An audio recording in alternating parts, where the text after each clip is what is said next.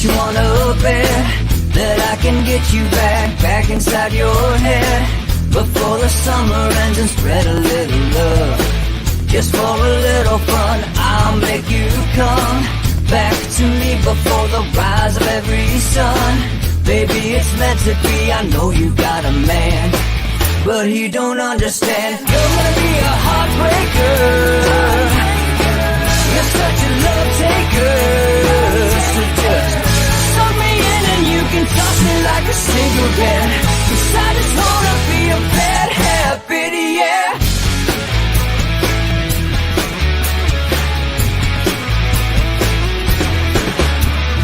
Rhythm in our love, it's impressive, excessive. You can't make this stuff up. My chest beats, it's restless, wakes the neighbors up above. Yeah, baby, come and show me love. Baby, come and show me love. Because you're gonna be a heartbreaker. You're such a love taker. So just suck me in and you can toss me like a cigarette. 'Cause I just wanna be a bad habit, yeah.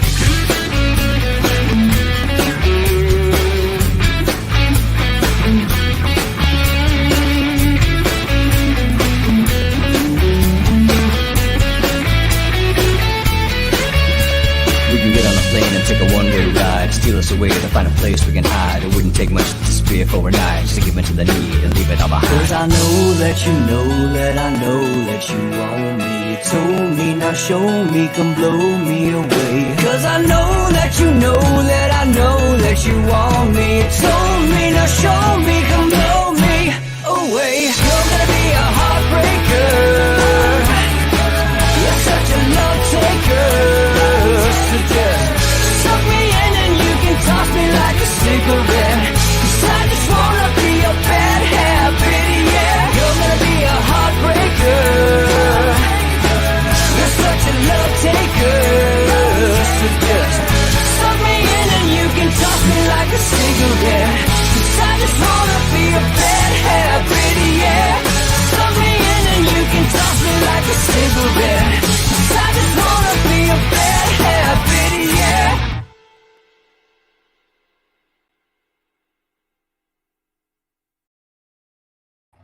Good morning, Tuesday, July 28th. Welcome to Inside the Numbers. Thanks for watching with the People's Pundit. I am the People's Pundit, Rich Barris, and you guys can follow me right there on Twitter if you don't already, at Peoples_Pundit. All right, today's an important show, so that's why I'm like blasting out on Twitter and everywhere. Watch the show because I get so many questions about this, and this is really what everybody needs to know, all right, about vote by mail this year. We'll go over the economic stuff. We'll do that a little bit later. We'll go over some of the economic indicators. S&P Core Logic was all right. Consumer confidence sucked. Well, not sucked, but it dipped because of the efforts to shut the economy down again. It's uncertainty. People feel good about right now, but they're not sure what's going to happen because people keep pushing for these shutdowns and closures. All right. So labor market, though, their views on the labor market look good. We'll get into that. I want to jump right into this. I'm telling you, everybody watch the show today. All right. We have spoken about this in great detail starting off yesterday, but I wanted to bullet point this out, what I'm talking about. Why vote by mail in 2020 is not absentee ballot voting in the years before. We're not talking about the same things. And we need to educate first ourselves before we can educate anybody else.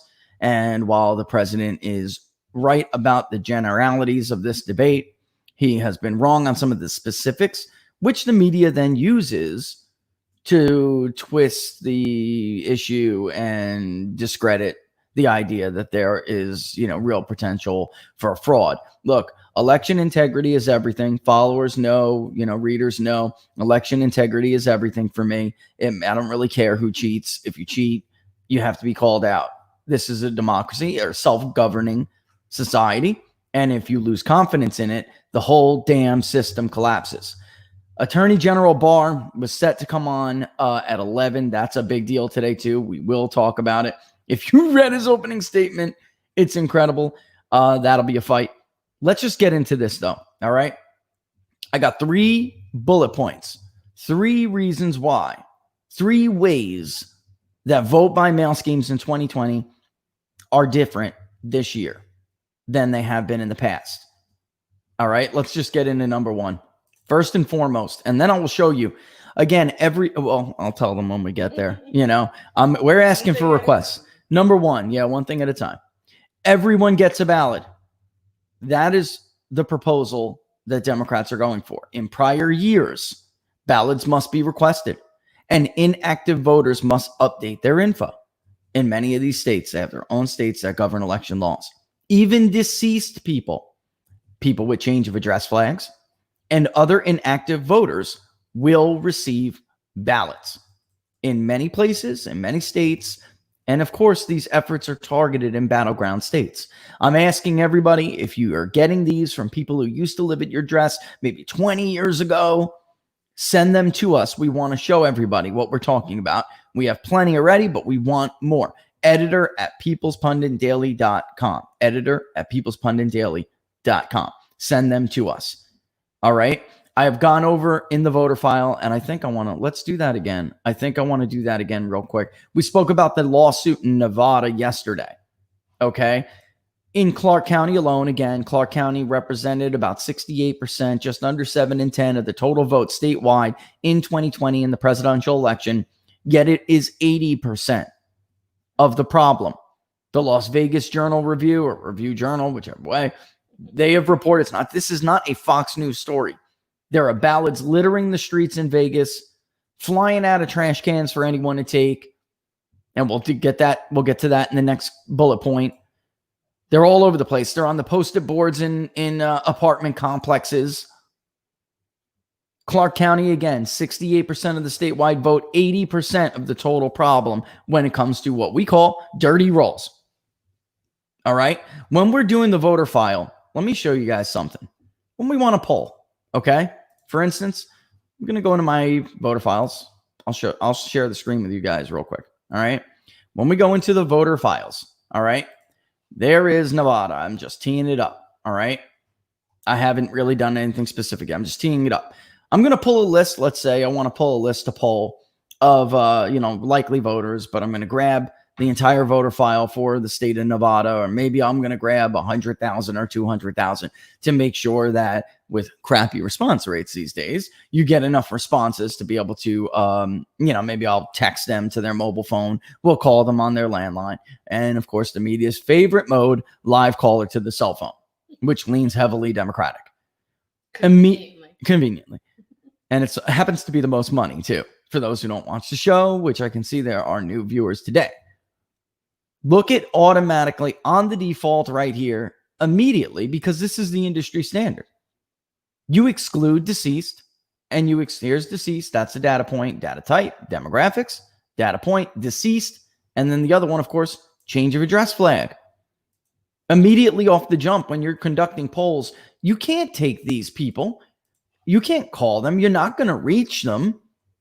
They certainly should not be voting, but here you are. Let's look at jurisdiction, and we went over this yesterday. There are to, kill everybody, to kill the climax of the moment here, Clark County being the biggest. There are about 200,000 questionable records on the voter rolls in Clark County. Data point number one here, or bullet point number one, these ballots will go out. And we saw with the primaries, they did go out, which will lead up into point two. But many of these states, there's almost like a natural mechanism to prevent against fraud, because these are not people who would request an absentee ballot.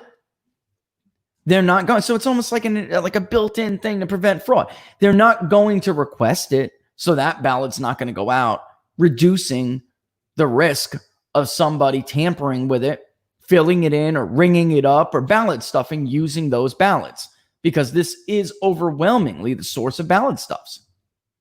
And that and people who didn't show up to vote. They're eligible. They're real. Those are solid records. There's nothing wrong with those records. But but these are out there, and all it will take is a little small army of activists to go out and get them. All right? Let's exclude deceased, exclude movers, and actually, let me cancel that just so you can see the difference. 1.9 in the state summary of voters, about 1.1 unique, a little under 1.2. Let's remove this again and watch the difference. Because people are always like, oh, these people aren't on the rolls. They are on the rolls. 1.349 now. Unique individuals. And this is the entire state. So that's why I'm trying to tell you there's almost 200,000. And you can see how it changed there just from this. We didn't even play around that much. I didn't even play around yet. You can see just by this how much it changed. And it goes to show you, where is this problem? It's overwhelmingly Clark County. And it's like this in every battleground state across the country. Pennsylvania is another state with pretty dirty rolls. The problem is overwhelmingly Philadelphia and Allegheny. And you guys can see that show. We did that show before too. I mean, this is bullet point one. And it's important to understand this because you can't really understand the other two if you don't understand that there is a pool of these records that can be tapped if people want to engage in fraud. But Rich, we've had this in Florida. We've had this in Nevada. We've had it for years. Not everybody is getting it automatically. Now, while it's true that in past years, you could bring these ballots back all you want. They're not going to make it through the election committee, whatever they're called in the specific state. Everybody's got different names: supervisor of elections, county recorders, whatever you want to call them, registrars. That brings us to bullet point number 2. These proposals by Democrats want to remove verification procedures. So now we have a pool of voters and state laws across the country, from Florida to Nevada. And Florida is a great example. Signature match is their verification procedure. Sign on the pad. You have an absentee ballot. Your signature better match the one they got for your driver's license on record. If it doesn't, you will be flagged and you'll be lucky to fill out a provisional ballot. That's how it's legally supposed to go. But in 2020, what good is a pool of 200,000 voters in Clark County if they don't make it past the verification procedures? Well, let's just remove them. They don't want signature match or other verification standards that are often, and in the states we're talking about right now, required by law. What good reason would anyone want to do that? So now we have a pool of voters to tap, to ring up, to stuff ballots with. We have ways now to get around those verification procedures. The only thing we need left, because that's a lot of work for supervisors of elections. That's a lot of work for local activists. What we need now is somebody to go get them, which brings us to bullet point number 3, ballot harvesting. Even in states where ballot harvesting is illegal, as it is in the state of Nevada, as it is in the state of Florida, Democrats not only want to put a moratorium on these laws, they actually want to use your tax dollars to fund the ballot harvesters. They want to pay them to do it, to retrieve these votes. So we have a pool of voters. We're going to remove the verification procedures, and we're going to hire, using taxpayer dollars, an army of ballot harvesters to go get them. And since nobody's verifying anything anyway, hell, let them sign it. You got a pen, George? You got a pen? This is what is going on. This idea that that we've had absentee ballot voting, that is a load of crap. And every time, like I said, the president's right on the general idea of this, but he's wrong on the specifics. And then the media takes that crap and they run with it and they use it to bury the entire issue. This is the saying at Inside the Numbers. And if you are a watcher, you know what I'm going to say. Being registered to vote in the United States of America is not the same as being eligible to vote. There are hundreds of thousands in a small state like Nevada, a relatively low populated state like Nevada. There are hundreds of thousands of records that could be defrauded.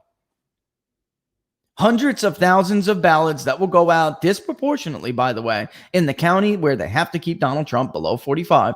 It's not overwhelmingly a Democratic stronghold. It's a 43-57 county. I mean, we're not talking about maybe if a Republican has a bad election, it's 42-41. That sucks because then they're going to get blown out. That sucks for them. They lost Washoe a couple of cycles back. And once that happened, it really required them to get around 45 to make Nevada a tight race. But when you look at the actual numbers, when you look at the actual vote totals that separated Hillary Clinton and Donald Trump, if Trump was to make that up in 2020, and it's not about Donald Trump. I don't, this is not about Donald Trump. This is about election integrity. But if somebody like Donald Trump or another Republican candidate was to make it up, they could easily halt the reporting. Don't tell me they won't do it. We've been watching them do it for months. They've been doing this for years, actually, where the precincts, the county is like 95%, 98% reported, and then it just stops. There's no chunk-ins, the era of chunk-ins where they know they just don't have the votes, so they just chunk in. We're done. We're done with the urban area. That is over. Everything is halted. Everything is taking days to be counted. Do you seriously think that they would not start doing some math in their head and figuring out how many of these ballots need to go through the machine in order to make sure they squeak out a couple thousand vote win? I mean, how night? Look, if you don't believe that, come real close. I got to tell you a secret. Really close. You're silly. You're really naive. You're foolish. And it really shouldn't matter what side you root for. It shouldn't. That should not be what is like that should not govern your position on this issue. Republicans cheated in North Carolina. Did I or did not I not hammer them for doing that crap? You decapitated him. You cannot cheat in a self-governing. Of course, look, I'm not a stupid idealistic person. Like, I know there's always going to be, but I'm talking about, we're always using this word systemic now. Systemic racism. Can't define it. Systemic police brutality. Can't define it. A genocide. Systemic, racism that leads to police genocide of young African males. Can't define it. Don't have any data to back it up. Well, I can define systemic election fraud, and that is systemic corruption in inner cities where you stuff ballots and the Justice Department, like we talked about yesterday, has to indict you for it. That is the tip of a very large iceberg. And if they're allowed to do this, again, let's go through these points again. Everyone gets a ballot. In prior years, you must request a ballot. If you are an inactive voter in many of these states, you must update your info. Even deceased, change of address flags, and other inactive voters will receive ballots. And what I mean by change of address flag, you no longer live at those addresses, but those ballots are going to show up at someone else's house. And if they are of low character, they could easily fill them in, and the ballot harvesters will come later and pick those damn ballots up. If you don't believe me, Macomb County, Michigan. Everyone who's lived at this address for the last 20 years. That's how many ballots this household received. Jacksonville, Florida. Okay? If you think this isn't happening, you're nuts. I know, and let me get rid of that thing right there so they can see it. I know who sent me this. And it wasn't Roger Sears. And it wasn't Roger Sears II. It wasn't Junior. This is Don Smith from the Don Smith Show. These went to his house. If you are getting ballots and ballot requests like these, please email them to editor@peoplespunditdaily.com, because I've been saying for months now that this is what would happen. People will request these ballots. We can't even count on the top.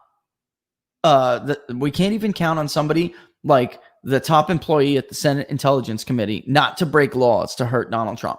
We can't count on Treasury Department officials not to keep top secret financial action reports to themselves. We can't count on the former head of the CIA not to be a corrupt piece of garbage and pluck Carter Page's file out of it wasn't out of thin air. He marked him, We can't trust the director, the assistant director, the head of counterintelligence at the FBI. What makes you think we can trust local supervisors of elections who double as Democratic activists on Thursday night?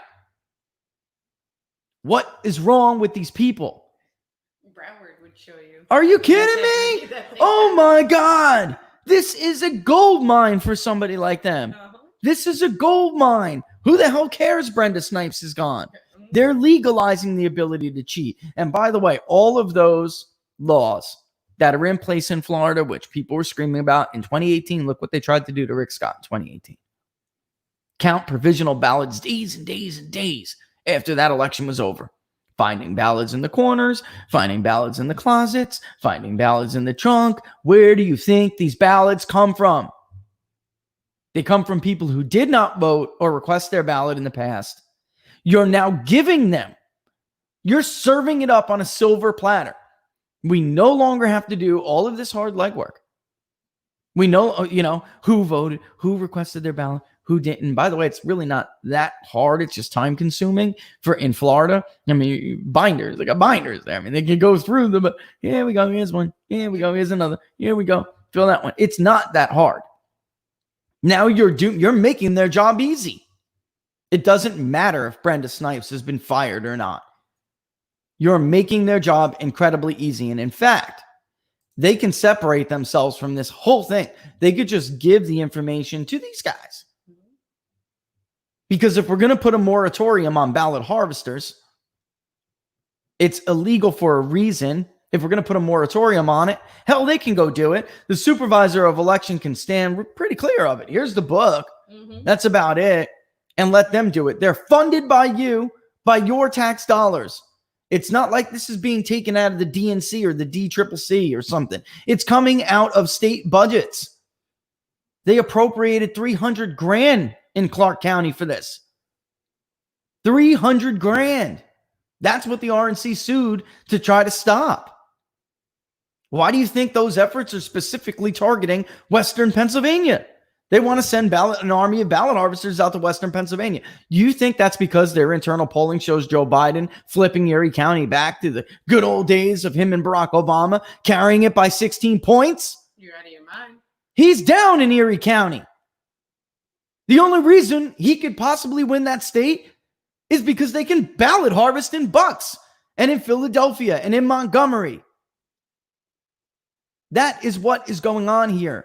But they're still worried about an enormous turnout in Western Pennsylvania that swamps them anyway.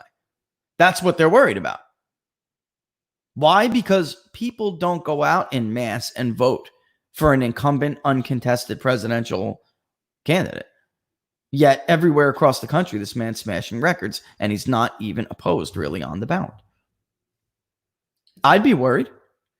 I'd be shaking in my boots. It's not even the full electorate yet. Those are people that just want to go out and make a statement. Up yours, I support Donald Trump. That's it. So why, what to do about this? Send an army of ballot harvesters out to Western Pennsylvania. Because if Joe Biden ends up being a flop, like Hillary Clinton was, on supposedly being able to earn back the white working class, you could always fill a few 100,000 in. Ring them up. Nobody's looking anyway. So it's not like it would take that long to do. There's no verification procedures. Remember bullet point 2. There's nobody checking the damn signatures. And that's the big difference that nobody is It's a huge comparing from the prior years. Yes. Big difference.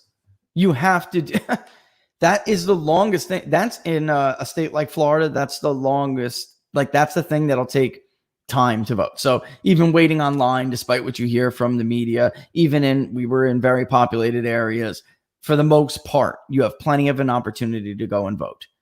You have days before the election. You can absentee ballot vote. But Laura and I, still a little old fashioned. Once in a while, we just like to go vote on election day. It's like, I don't want to fill out an absentee ballot. I'm going to go on election day. We have like in 2016, I waited online for maybe 20 minutes, right? And it was a big turnout. It's just that it goes and it makes its way through. What takes time? When you go up to the poll worker and they ask you to sign on the pad and then for your ID, and they will check your driver's license and prior signatures to make sure that that is at least generally could be considered your damn signature. But if nobody's doing that anymore, then just go get the ballot on it. Just mail them in. by the thousands. That saves money for these guys, the ballot harvesters, who have to go out and get the ones that aren't mailed in. But again, like, you know, a lesser person, somebody of lower character, and yeah, I'm calling you that, somebody of low character. Look at how many ballots he could send in. Look at how many ballots he could request. Nobody's going to come to his house and check to make sure that he's not one of those people on there. Nobody's going to go to Don's house to see if he illegally requested the ballot of Roger D. Sears. And Junior. And Junior and the son. Mm-hmm. Nobody's going to do that. Nobody. Not only that, but what about the private rooms that these places, these voting yeah, have? I do not like the private rooms. But babe, they don't even need them at this point. That's the point. They don't need it anymore because they don't need to really hide. There's nothing to hide. Like, you know, so they're like, oh, well, you know, this ballot doesn't look like the signature matches to me. Go take it in the back and, you know, put it in the pile to slip through later when we stop reporting at 9 p.m., right? When America goes to bed at 11:30, you know, put this in the vote ringing pile. They don't need to do it anymore because nobody's freaking watching. And I'm not saying everyone's going to do this, but I'm saying that it often is the case that you have, look, it's designed for the inner city machine. These things are designed for like Tammany, like inner city machine politics. But there is no shame either, because when 125% vote, Yeah. We've seen but this. How is that possible? How is there 125% people? We've seen this. And this is the bottom line again, to put up the conclusion here. There is no innocent explanation for this. And I'm being a little bit lighthearted and joking about it, but this is serious stuff. There's no innocent explanation. I have been crunching numbers for, and I have been observing in-person elections now for 2 decades. There is no explanation for this crap. None. Everybody getting a ballot could only be because you're trying to expand the pool of potential fraudulent votes. But that's not good enough. So you need to make sure verification procedures are out of the way, which they have asked to do. And by the way, have gotten in many places. The RNC jumped their budget up to $20 million to try to fight these tactics, but Democrats and their donors, they don't care. They have money to spend and burn on this. They're not like the right ideologues. They open their wallet because they are like, liberalism is a true ideology. Conservatism's not. It's like a way of life. They'd rather just be left alone and live their life. These people live and breathe and like die for this, you know, and they will spend as much as they need to spend. $20 million is nothing to stop this onslaught of legal challenges. And there have been, to some credit, there were some Democrat officials in Nevada. I don't know what their motive was for opposing it at first, but they didn't want to do this. They were forced to. There was a backroom deal with the Clark County Registrar and the Democratic National Committee. That is actually the first part of the RNC lawsuit. It violates the Nevada Public Records Act for them to not get minutes. They were not given minutes. What happened? What transpired to finally change their minds, the local officials' minds? What did the DNC do or say or threaten or whatever to get them to change their minds? Because at first they didn't want to do it. And their first response was, this is against the law. There's a law against ballot harvesting in the state of Nevada. If we entertain bullet point number 1, at the very least, it'll lead to an absolute quagmire on election day and the days leading up to and after election day. It will cause an absolute quagmire. We will never know who's getting these ballots and who's returning these ballots. That was at least putting aside the fraud aspect. Just a simple infrastructure argument. Do we have the infrastructure to deal with this and parse this out? And their answer to that was, don't worry, we're not asking you to verify these ballots are accurate. We're not asking you to do it. How sad is that? And it is. And you know what? I mean, from a bureaucracy point of view, though, they're like, oh, thank God. You know, And then number 3, don't worry. How much more extra work would it be for you? Wink, wink. Just pass the buck to these guys. And they'll handle it. You just count it. You just total it up. We watched young Kim in 2018 be sworn in as a freshman congresswoman only to lose her election 2 weeks later because ballot harvesters just kept bringing rounds of votes. Just kept bringing them. We watched more congressmen and women ever in the history of modern U.S. elections be declared the winner on election night only to lose a week or 2 later because the ballot harvesters just kept coming and coming. We're talking about Clark because it is a smaller and great example of it, but it's everywhere. In this, let's go to, while it's still sharing this, here's the voter file. Let's go back to the voter file, folks, okay? Let me click this back just so you can see the difference in the numbers. We're going to leave Nevada. We're going to go to the state of Pennsylvania, okay? Let's go to the state of Pennsylvania. Let's run the count. I again did what you would normally do. Oh, it may throw an error because of jurisdiction. Nope, it just removed it. Good. Again, I'm going to do what any pollster would do. This is the default. This is for pulling a voter file. We're going to exclude people who are dead. We're going to exclude change of address. 7.8, just under 7.9. Okay. You see just under 8.6 for individuals, for voters on the and people always ask me this when I show them this. How come the state summary of voters is so much larger than the unique individuals? Because the records are dirty. The rolls are dirty. That's why. I can't tell you how many of these records have the same damn address. They lump them in households. Oh, the same household.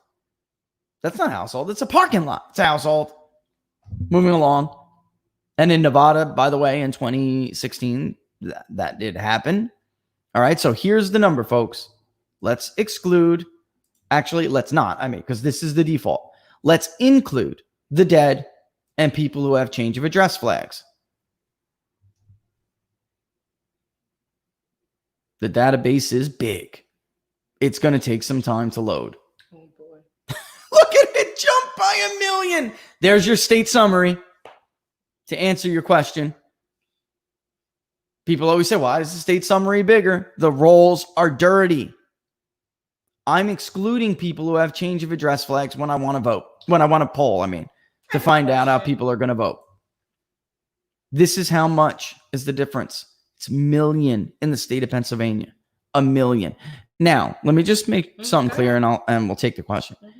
Not all of these are going to be, it doesn't necessarily mean, well, if you're dead, you're dead. And you should not be voting. But change of address flags, it is true, or it is sometimes the case that change of address flags can be valid, yet they're still eligible to vote. Maybe they simply didn't update their old record yet. How often does that happen? A lot less than the change of address flags that are not valid. That's my point. These people may have moved to Florida and retired 2 election cycles, an election cycle ago, but nobody scrubbed the rules because states don't uniformly comply with the NVAA of 1993, National Voter NVRA of 1993, National Voter Registration Act of 1993. Not only do states not uniformly comply with it, but precincts don't uniformly comply with it. Counties. It's a complicated situation. And once we lay this out more, and even by tomorrow probably, everybody will have a good enough idea of what I'm talking about, what the real problems are, that I'll be able to start at least presenting some kind of ideas on how to fix and change this. Okay? But go ahead. Let's hear the question. Well, it's actually my question. Uh-oh. So hit me with it. Go ahead. In a perfect world, right, where there's no cheating, no possible cheating, any which way, what would really happen election-wise? What do you think would happen? Elections would always be very close. We are a very divided country. Look, Barack Obama did not win the state of North Carolina in 2008. Even a blowout election where, Barack Obama inspired a lot of people in 2008. People who would never vote for a Democrat for sure, but they still did because they wanted the country to take that step, And he didn't seem, even though his background was a little bit, scary, he himself didn't seem scary. Like, he didn't present as the radical like Sean Hannity was trying to tell the country he was, right? And he was a cool cat. That is about as big of a blowout as could possibly happen in this country. Since then, though, the country has gotten even more polarized, and that started way before Donald Trump. The media did this, which is why we call him the big media hate machine, and parties have done this. But under Barack Obama, ticket splitting, which is for people who don't know, the phenomena of the state voted one way for one party in the presidential election, for instance, and they voted for the other party candidate in the senatorial election. That went all the way up to, I think, 95, 98% no ticket splits. So that's how polarized it was. And then in 2016, I think it hit 100%, which was the first time. We did an article on that on People's Pundit Daily, actually. If people type in ticket splitting, they'll see cool graphs and everything. I mean, I don't have it all in my mind right now, but they'll see cool graphs, and they can see for themselves how under Barack Obama, how polarized this country has become. That's why some of these polls where it's just like, Biden +8, and those days are over. I'm telling you, those days are over. In a state, it is. Microcosm of the country, Florida, great example. Look at how razor thin, despite what the polls leading up to Election Day always freaking say. Look at how thin those margins are when it really comes down to Election Day. And you know this from polling and watching the polling we do. It always looks like in Florida, maybe somebody can stretch a lead out to like 4 or 6 points. Mm-hmm. Even Rick Scott, we had up by 6 in February before the election. But it's because so many people were telling us that they are undecided. I'd submit they're not really undecided. And the elections would always be that close. I think, sadly, just from my own experience, and I know this is a third rail issue and you get dubbed the conspiracy theories, I don't think there's ever an election that we've gone through in our lifetime where there wasn't some fraud to some degree. Sort, yeah. Whether it be the mob from back in the 19... Like Al Franken stole the Senate race in 2008 from Norm Coleman in Minnesota. Al Franken did not win that Senate race, folks. They stole that. They found ballots in the back of the trunk. I mean, there's some example of it. In 2018, Democrats were, you'd be an idiot not to think the ballot harvesters weren't cheating in Arizona and California. And there was a great investigation commissioned, by the way, by the Arizona Republican Party, conducted by a law firm. Never made headlines. Of course, very thorough. Very thorough. You want to see how Democrats, what they had to do, just to, even though Sinema was up by 6, by 8 in all these polls, the effort they had to undertake to get Sinema 0.2% above McSally or whatever it turned out to be, right? That really irked that me. Was that when that came in, because the model was the model. I mean, the model was what she's talking about, folks. Is when we model the election results roll in. We'll first get a look at early vote, and we'll say, okay, the break in the early vote is going like this statewide. This is where it's going county by county, and we even get detailed into precincts. That vote break doesn't change that much as the night goes on. Then we'll get maybe in-person early vote and absentee, whatever it may be, that's early absentee, whatever it may be. And we allocate how those votes are breaking down for each category and then demographically by region, okay? Mm-hmm. And then we'll get the election day vote. In Arizona, in the case Laura's talking about, probably 80% of the ballots cast were cast before election day. So we already knew what the break was. It was already there. And then the last vote category that you should receive is the election day vote.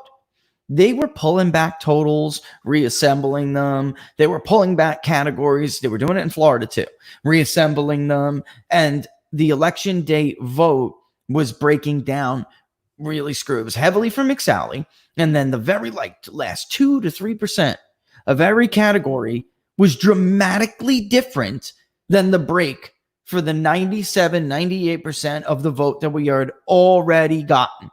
Even with the outstanding 180,000 ballots that were left in Maricopa County, which is how Sinema won. She eked out Maricopa by getting those, by that last 180 bulk coming in extremely heavy for her. That was that 3-day early vote thing. That's what they did to do it. All right.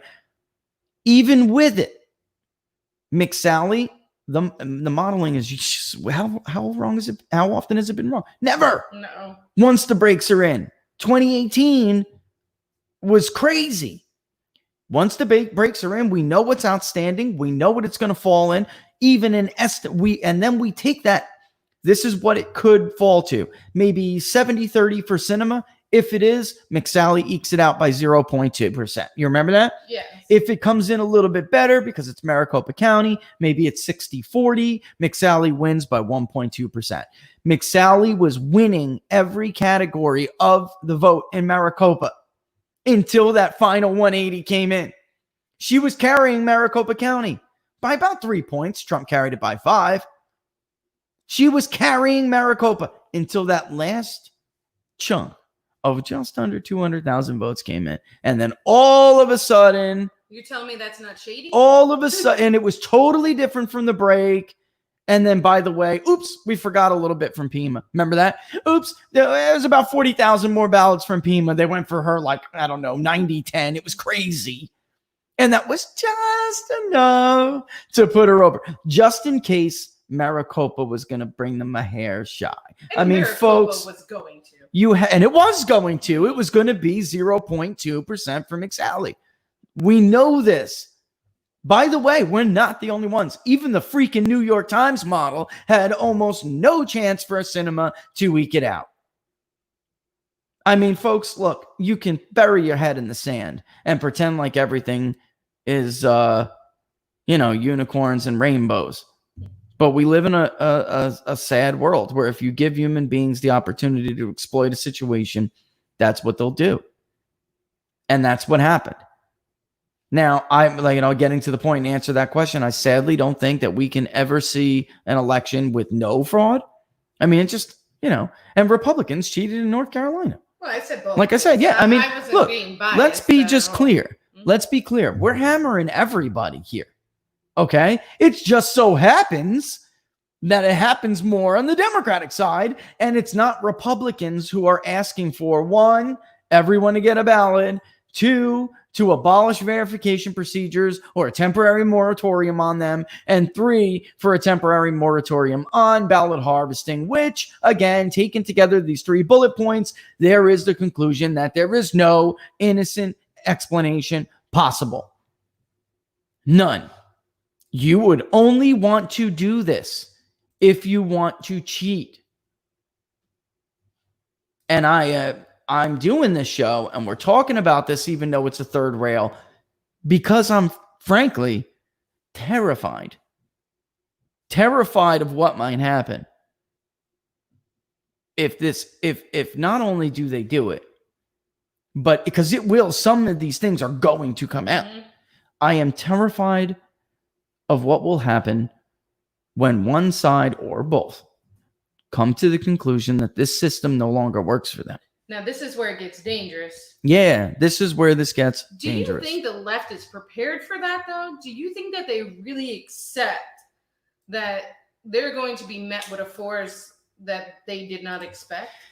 I think that the right has been so silent for so long that you get complacent. Mm-hmm. And also the left, and I can, and I say this as somebody, because folks, be a shocker, I'm conservative. Oh my God, like as if that wasn't known. Let's pretend like the guys at the other competing forecasts that we don't have a political perspective, but I was not always this conservative. And I'm from the Northeast. And I can tell you, as a socially liberal person from the Northeast once upon a time, they know nothing about the rest of the country. They know nothing about what they're capable of.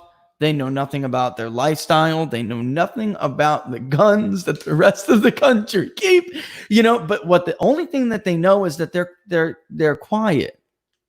They don't really raise a ruckus. So I think after a while, Laura, you just get complacent, and you start to think they don't do anything. They don't stop us while we're burning down cities. And a big part of that, I think, hey, leftists, you should probably realize that the right's not going to do anything to stop you from burning down your own neighborhood. All right. That's why, but so far they have not met any resistance. Well, that's because they're cutting off their nose to spite their face. Right. So Well, but imagine if, like, where we are now. I wouldn't want them to Imagine if they came into like where our area, that's where they would meet that. But it seems like no matter what they do, and as you were telling this, somebody wrote this, and as Mark, his name is, so I put it up. But Republicans were punished in North Carolina. Democrats weren't. Mm-hmm. That's a big, big problem because he's absolutely right. And they should have been punished. But again, it's one thing, one more thing to tell one side that this system doesn't work for them anymore. That's my biggest fear, Laura. I really do. You got anybody else who's a parent out there? You guys got kids? This terrifies me. Not for me. I don't really care. I'm up for it. I'm up for whatever comes, but I really don't want my children to deal with like mass civil unrest, fighting, even if it comes down to it. You want them to grow up in the America that we grew up in. Want them to grow up in the America, even, parties, riding your that's bicycle, right. Everybody waves hi to you. Your mother watches this one. That really is the magic of America. And, as somebody who, I'm a nerd, I love reading, not books about the founders. I love reading the founders, primary sources, primary source documents.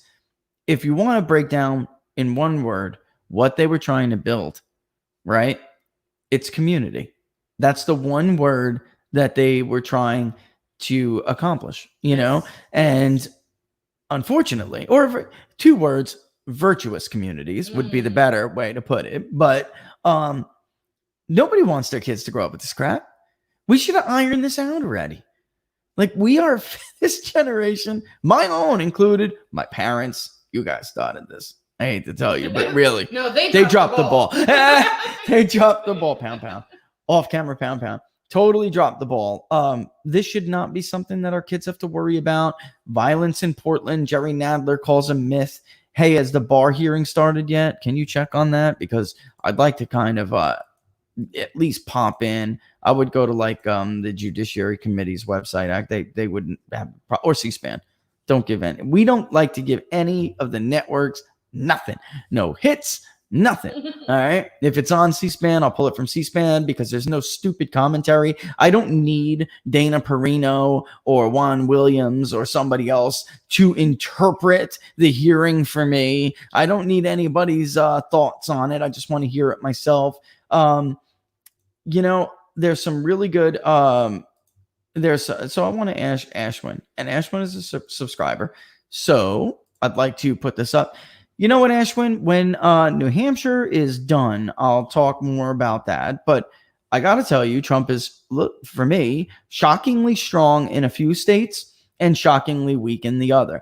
And we're talking about voter fraud today. It's a little bit hard for any pollster to like calculate. And I'm almost over here wondering, looking at some of Trump's numbers in some of these swing states and comparing them to the media polls, I'm almost wondering if they're not coming up with these D11, 12s because they know what we're talking about with voter fraud is going to happen. And they're trying to wait out for some ridiculously Walking Dead electorate. You know what I mean? That does not exist, right? I'm almost saying this is a conspiracy theorist in me, I guess, is coming out, but they turned me into this cynic. They had a fake investigation saying the president of the United States was a traitor for Russia. Nothing, it would surprise me anymore. But Ashwin's asking how he's doing in the critical swing states. In Wisconsin, strikingly poor. All right. And that's because in Wisconsin, I can show you right now. I'll do it right now. You know what? Let's go over this a few times. I may need to check the demographics before we run the voter analysis. I'll go through a quick voter analysis in these states for you. Okay, good. I just want to make sure all of those are checked because, again, we're not trying to factor in for dead people. We're trying to factor in for a normal electorate who's not dead. Somebody in Wisconsin who still lives there and hasn't moved to Florida. All right. So here's the analysis report for Wisconsin. And I want to show you why Trump is hurting a little bit right now in Wisconsin. Right? My screen is still up. You guys can see this. You see it loading? Yeah. Okay. Here it is. In Wisconsin, since we've been tracking since about 2015, right? Before Wisconsin started around D+5, D+6 in the raw party identification code. These are inferred. For those of you who don't know, go check out the article on the front of PPD about the National Voter File Analysis, and you will see how we infer whether someone is a partisan or whether somebody is an unknown or truly independent voter. Mm-hmm. It's very accurate. It's very in depth, and check it out, because I know people say, "What the hell does inferred mean? What's it?" It's too much to explain. It would take like a segment of a show. Trust me when I tell you it's accurate, and go read that article on PPD and you'll see why. All right. It started as D+5, D+6 when we started to track the voter file by party identification in Wisconsin. You can clearly see here it is now almost R+5. It's about R+4.4. That, by the way, is up a little bit. Republicans, that's up. What do I mean by that? I mean, I just checked it last month. It was like R+3. Hey, I'll take every point. The voter files are updated sometimes bi-weekly, monthly, mostly in most areas and states. This is up. Republicans are actually ticking up. So you think that's great news for Donald Trump. There's two things going on in Wisconsin that is hurting Donald Trump a little bit. Take solace if you're a Trump supporter in this. I saw this in 2016 as well, in the summer in Wisconsin. I saw the same thing, only with a more Democratic electorate. Trump in this unknown vote right here. Wisconsin is one state that has a truly big block of independent and persuadable voters. The Walker Obama Trump voter is about 9%, 9 to 12% of the electorate. Sometimes in some elections it was as low as 6, but very persuadable, truly independent. In the Bow Wow areas, Trump is actually not doing that bad. It's in the northwestern part of the state, in areas like Douglas, and they're in Ashland, I think, is the other. That is, those kinds of areas. He has to woo those independent voters back. They are by majority white. Wisconsin is a white state. We saw this also in 2016, which is why we were coming up repeatedly in Wisconsin. Clinton +6, Clinton +3, Clinton +6, Clinton +4. It just was. And then in the end, in the final week or two, when people, you tweet Larry Schweikert about this, and he'll tell you, I didn't believe my own polling. Oh, I was wrong. I'm like, Clinton has consistently led in the state 3 to 6 points. I of course, there's an opportunity there, but I don't think Donald Trump is pulling ahead.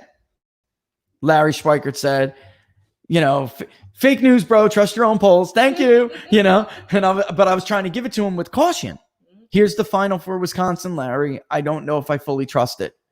I just don't know that Trump pulled that far. He gained that much ground, or made up that much ground in a week or two. And Larry was like, yeah, thanks for the commentary. See ya. Trump's ahead, and he believed it. He did. He had faith in it. I was less, I had less confidence in it.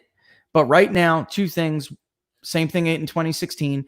Trump is losing about 12% of the inferred Republican vote, 12, 13%.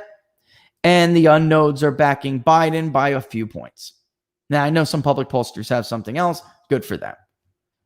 Trump needs to carry this unknown block, especially if 50,000 change of address flags magically vote in Dane County, right? Mm-hmm. It can happen. That would be a special. It could happen, folks. Don't joke. It can happen.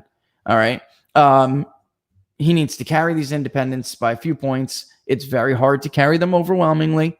They are really persuadable, and they will break at the last minute. And then, of course, he needs to consolidate that Republican base in Wisconsin, which, again, he had a problem with in 2016. But as the election got closer, the Charlie Sykes of the world eventually just came around. Okay? Let's take a look at another one, though, because New Hampshire is a great example for her question. I'm assuming that if I don't know your, if I don't know you and don't know your whether or not you're giving me your real name, I can only assume. All right. 854,705 in New Hampshire. Run the analysis report. And I'll tell you what's going on in New Hampshire. And when this is done, I'll share this with you guys. Okay. And it does look like we're going to do, I don't want to get everybody's hopes up because this partner is taking forever. But we are going to start running some crowdfunding polls, it looks like. And then and then there's a media company that we're probably going to run what's called the Rust Belt Battleground poll. We've already tailored it. It's already ready to go. Just waiting on them to pull the trigger. And that'll be Iowa, Ohio, Michigan, Pennsylvania, Wisconsin, and Minnesota. And what we're going to do, and Pennsylvania, did I say Pennsylvania? Yes. And what we're going to do is allocate the poll. The top line result will be an allocation of each share that state's vote represented of the overall Rust Belt vote. So Pennsylvania being about 24% it was, Iowa being about 7%. It's going to be very cool. It's going to be something totally different, and it's going to be very cool. But New Hampshire is not in one of those current projects. So when it's done, I'll probably share it with you. Okay. If you look at the voter file, all right, Democrats have a slight lead because they have, what's the word I'm looking for here? They've gained recently in New Hampshire, even though the voter registration numbers themselves look a little bit better. There is a huge number of independent votes. That has very typically been about 4 in 10 of the electorate in New Hampshire. I'm shocked. In recent elections, Republicans have tended to outvote Democrats in this state, but then lose the independent vote by a little. And because Scott Brown actually won it by 1 point, it still lost because that was one election where Republicans, he got labeled a carpetbagger, folks, and Republicans just didn't go out for the guy like that. They didn't. All right. They didn't go out in force, but they went out in force for Donald Trump, and he carried by a hair, but he still came up a little bit short. He seems to be a little bit stronger with independents in the state of New Hampshire. I don't know what the hell's going on there. We'll find out whether the poll, because honestly, it's something that raised my antennas a little bit. We'll see when it's final. I'll show it to you. Maybe that doesn't hold. And if it does, we'll see in a couple weeks or a month whether that continues to be the case. But I was a little bit shocked because the independents in New Hampshire have started to move a little bit to the left lately in recent elections. And I'm a little bit shocked that Trump is doing so well with them. Also, he crosses the board with that white working class support. So he's pulling about 12% of the Democratic Party. Joe Biden's only pulling 7% of the Republican Party. So it's a very close race in New Hampshire. All right.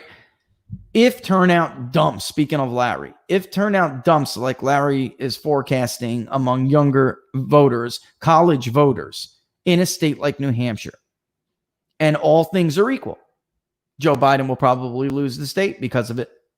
They heavily rely on those voters in a state like that. All right. So it's a big if. It's a really big if. Yeah. I'm going to put this up. All right. I don't know the name, but the GOP base will consolidate, tightening the polling in November like we saw in 2016. I actually tend to think that is the case. I tend to believe that that's the case. Like I said yesterday, I have seen whites flirt over the last 3 election cycles, flirt with the idea of voting for the Democratic candidate only in the very final stretch of the election to race back to the Republican. Can't do it. Even white women, even white suburban women who largely drive that, by the way. I've seen that in the last 3 cycles. And when it comes to Republican voters specifically, I absolutely expect them to get behind Donald Trump and to vote in force, because it is historically the case that party voters will go out and defend their president.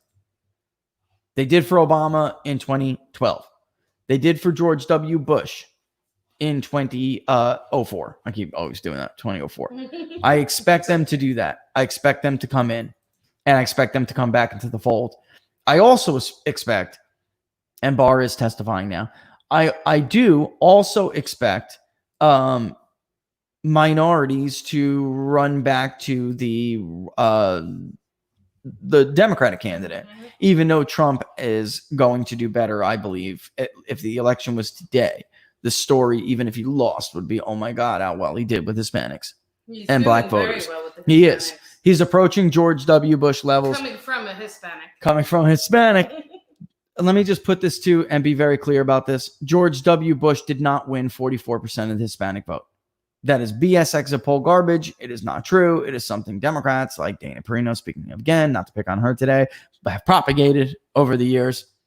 He won about 4 in 10. He did not win 44. And actually, in reality, Laura was probably closer to 38%. All right. Yeah. But let's just give him 4 in 10. All right. I'm going to take another question. I have a bunch of questions for you. Can we answer the one in Florida from Jack? From Jack? Let's answer. Let's put this up. Okay. All right. Jack says, is Trump doing that bad in Florida? The answer, Jack, is no. Florida is a very big state, and it's very difficult to poll. The polling in Florida has sucked badly since 2012. That goes for people. You know what happened in 2012? A lot of people overestimated Mitt Romney. And then in 2014, they tried to correct a little bit, and they underestimated the Republicans. Rick Scott, he beat too strong. Alex Sink, I would still say is strong. She had family connections. In 2010, he beat Alex Sink. He was never really ahead in the polls. In 2014, he beat Charlie Crist, who came back for the governorship as a Democrat after being a very popular Republican governor for many years in Florida. And yet he still beat Charlie Crist. We are the only one, if I remember correctly, who had Rick Scott up by 1 point or 2 points. So no, it was 1 point. And we even said Rick Scott was going to win by 70,000 votes, roughly 70,000 votes. We gave a vote total because it was our state. And when we were polling, we were down to the detail. How's he going to do in Monroe? How's he going to do in Pinellas? How's Charlie Crist going to do in the Southeast? And Charlie Crist basically took Barack Obama's get out the vote operation. It was on loan to Charlie Crist. And the challenge there was wondering if it would really translate to Charlie Crist like that. And in fact, it did not. All right. Not the way they were hoping. I have seen no evidence. And 2016, again, you guys can go look. Trump was ahead. RCP, I love RCP, but they play games with their averages. All right. The final average never looks the way it does in the weeks leading up to election day. No. If you were to look at Florida now, it'll say Trump was ahead in Florida in the RCP average. He was not, folks, until the final couple of days. It was us and Ann Seltzer who polled for Bloomberg. Yes. She had Trump up by 1 or 2. We had Trump up by 2 or 3, and then 2 in our final. And that was it. And then Trafalgar dumped the poll, I think, the last minute, which moved the average. If you were to take all of the people that the media hates out of the RCP average, you would have had a Hillary +4 or 6 in Florida. All right. And it was skewed at the last minute by a couple last minute polls. The media polls did not have Trump winning in Florida, not even in some in North Carolina. I think Monmouth was Clinton +6 in North Carolina. So it was crazy. And so did Nate, by the way, in Siena, the New York Times poll. Know what Nate does. Nate Cohen, who I actually think Nate is trying to do better this I do. I'll defend him. He's trying to be more transparent. I just think he's doing a few things wrong. But the live caller idea, which like the election needle, he totally ripped off from us. All right. They just have more money and they could do it better. Right. But we had the needle. We made the needle cool before the needle was the needle. Sure you remember? did. You click on the state and the needle was lean Republican, lean Democrat. All right. But yeah, at least he's trying to do better. I have seen no evidence, and we can all look at 2018. I've seen no evidence that they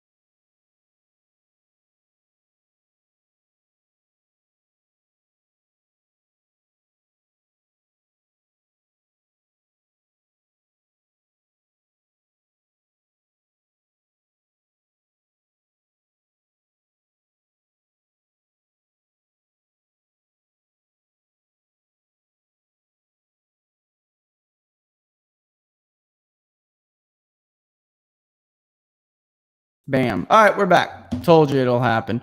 It says the green screen's off until then. All right, Jack. I said we'd be back. This is why I want to cut the show to like 30 seconds. Because this is going to happen here until they do what they got to do. All right. But to answer the question, there has been no evidence that they fixed that problem since the last 3 election cycles. It just hasn't been any better. Quinnipiac, CNN. I mean, they were all there. These are all the ones making the splashes now in Florida. It's a difficult state to poll. The one that came out the other day had no Latino detail question, maybe 200 responses for Hispanics. I mean, we've done countless of these shows. You can go and look and see that. How I explain this. We always oversample Hispanics in the state of Florida because you have got to get a Latino detail question, and it's not just how much responses you get; it's how many you got in certain regions. And Florida is tough. It's just hard. It's just it's a difficult place to poll. All right, That's let why me just. You're the Florida pro. Yeah, well, it's not easy. I'm even going to miss sometimes. Like I thought it was going to be, and I thought that Rick Scott was going to lead by a little bit bigger of a margin, just like many other people. And the reason why, actually, how that screwed up, by the way, what did that was so many candidates, third-party candidates and non-party candidates that were on the ballot for the gubernatorial election that were not on for the senatorial election. So it was a binary choice in the senatorial. You were either, going to be for Rick Scott or for Bill Nelson. Mm-hmm. And it was much easier to gauge. There were so many candidates on the gubernatorial side that, and we polled them all. But what do you think of that new Trafalgar poll? Look, before we blip out, I want to get to that actually. So I hope that answers your question, Jack, if you're still there, if we didn't lose you. And this is going to happen, guys. It's just going to happen until they come out and put this thing there. It's actually why I wanted to cut the show to an hour because I know we could probably sneak in an hour without it happening. But it's going to happen. Downfalls of a new community. It is the downfalls of a new community. We'll be back in 30 seconds to a minute if it happens. They warned us, told us it would happen. But the answer for Jack is he's not. And in fact, he's got a secret weapon in Florida, in Southeast Florida, that because they're not asking Latino detail questions, they're not finding. Right? And I'm not going to reveal that yet because let them miss and let me mock them after. All right. So, the user is, you should vote for Trump. What do you think of that new Trafalgar poll from Minnesota? +5 is probably a little bit for Joe Biden. I don't know yet. I have seen some other polling that I do trust. It's all going to come down over there to the Twin City suburbs. We were the only ones who had a close race in Minnesota in 2016. We said it was a battleground state. You could type it in right now, Blue State Blues, right in the search bar for People's Pundit Daily, and you will see the polling results, and you will see why I explained historically, too, why Donald Trump was a different kind of candidate. In truth, Republicans have been always trying to fight for Michigan and Pennsylvania, when in fact, pre-Donald Trump, Minnesota was often a few points more Republican on the presidential level than either one, and they never put any resources into it. It was like fool's gold, Michigan all the time. Fool's gold, Pennsylvania. That's what I always call it. It's fool's gold, right? That's right. And Minnesota was the one I always said they should hammer with the right candidate. Donald Trump was that right candidate. Minnesota, they have a very long history of populism. Even the Democratic Party in Minnesota is not really the National Democratic Party or affiliated with them. They have a different name. That's because they kept their progressive roots of being a labor party, a working class party. They're not anymore anywhere, but they kept that name. 5, maybe at the moment with coronavirus is possible. I just can tell you that he was down by 2 in our poll because he was a few points too low in the Twin City suburbs. So he's at like 45, 46%. He wound up coming in, I believe, at 47, according to the exit polls, and he was a little bit shy. And that's what happened. Now, the Salt Lake City Tribune poll, not Salt Lake, what is it? Minneapolis? I don't even remember. They had a recent poll. They had Trump at 52 in the Twin City suburbs. But that was a while ago before coronavirus, was really starting to hurt him. And I would say if that happens, you're welcome, Jack, and I'm sorry for the glitch.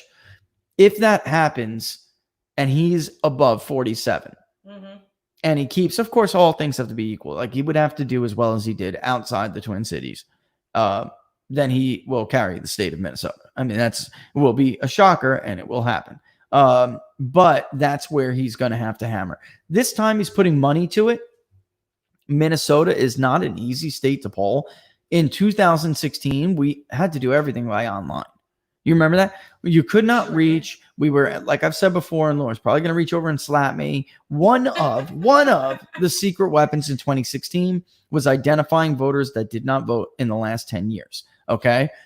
Donald Trump crushed her among these voters, and we could not reach them on the phone. And in fact, they would often be listed as like a non-likely voter. The media polls were filtering these people out. They were, piping them out.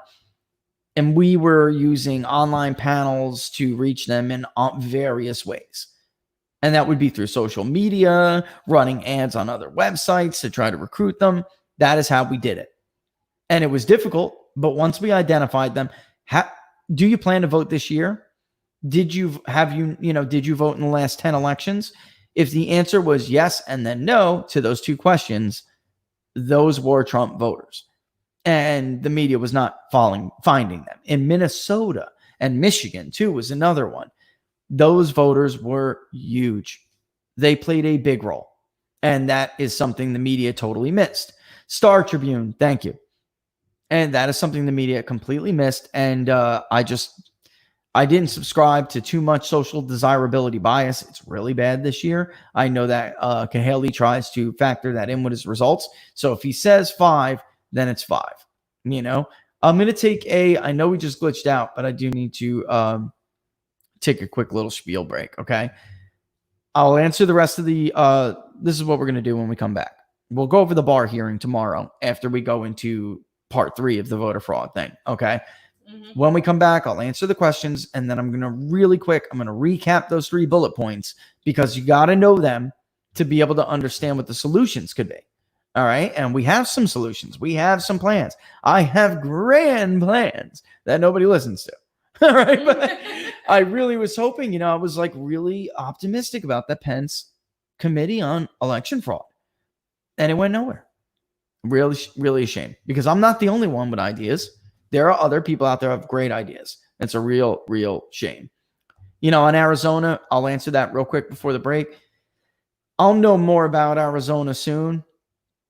I really, I don't like to rely, especially after 2014 and 16, and 18 was not good state level. I don't like to rely on other people's data. I like to rely on my own. I just simply don't trust that many people anymore. I just don't. And it's sad, but it's true. And I have a very hard time believing Joe Biden's going to carry Maricopa County against Donald Trump. And Donald Trump is pretty much killing him everywhere else outside of the liberal stronghold by Pima and everything. So if Tucson. If he can't do that, if he can't squeak out Maricopa the way Sinema squeaked it out, I just don't see it. I just don't see it. And there were a large number of Republican women that either did not vote for McSally or even did vote for Sinema, which I know would stun some of you, but it did happen. And I'm thinking, let me put the other one up just so everyone knows we're not talking about Minnesota anymore. But basically, I just don't think those voters are going to stay with somebody like a Joe Biden. I think they kind of learned their lesson. The Russia thing bothered some of those women a lot. of them. Yeah, they did. It did. I mean, now, though, however, if you are a Republican, then the Russia collusion hoax was a hoax. It's a fraud. Not only is it a fraud, it was a criminal conspiracy to defraud the American people. And I just don't see them. I just don't see it. I don't see Biden squeaking out Maricopa. The demographics there, and we can look at them. You know what? Before the break, let me show you really quick why.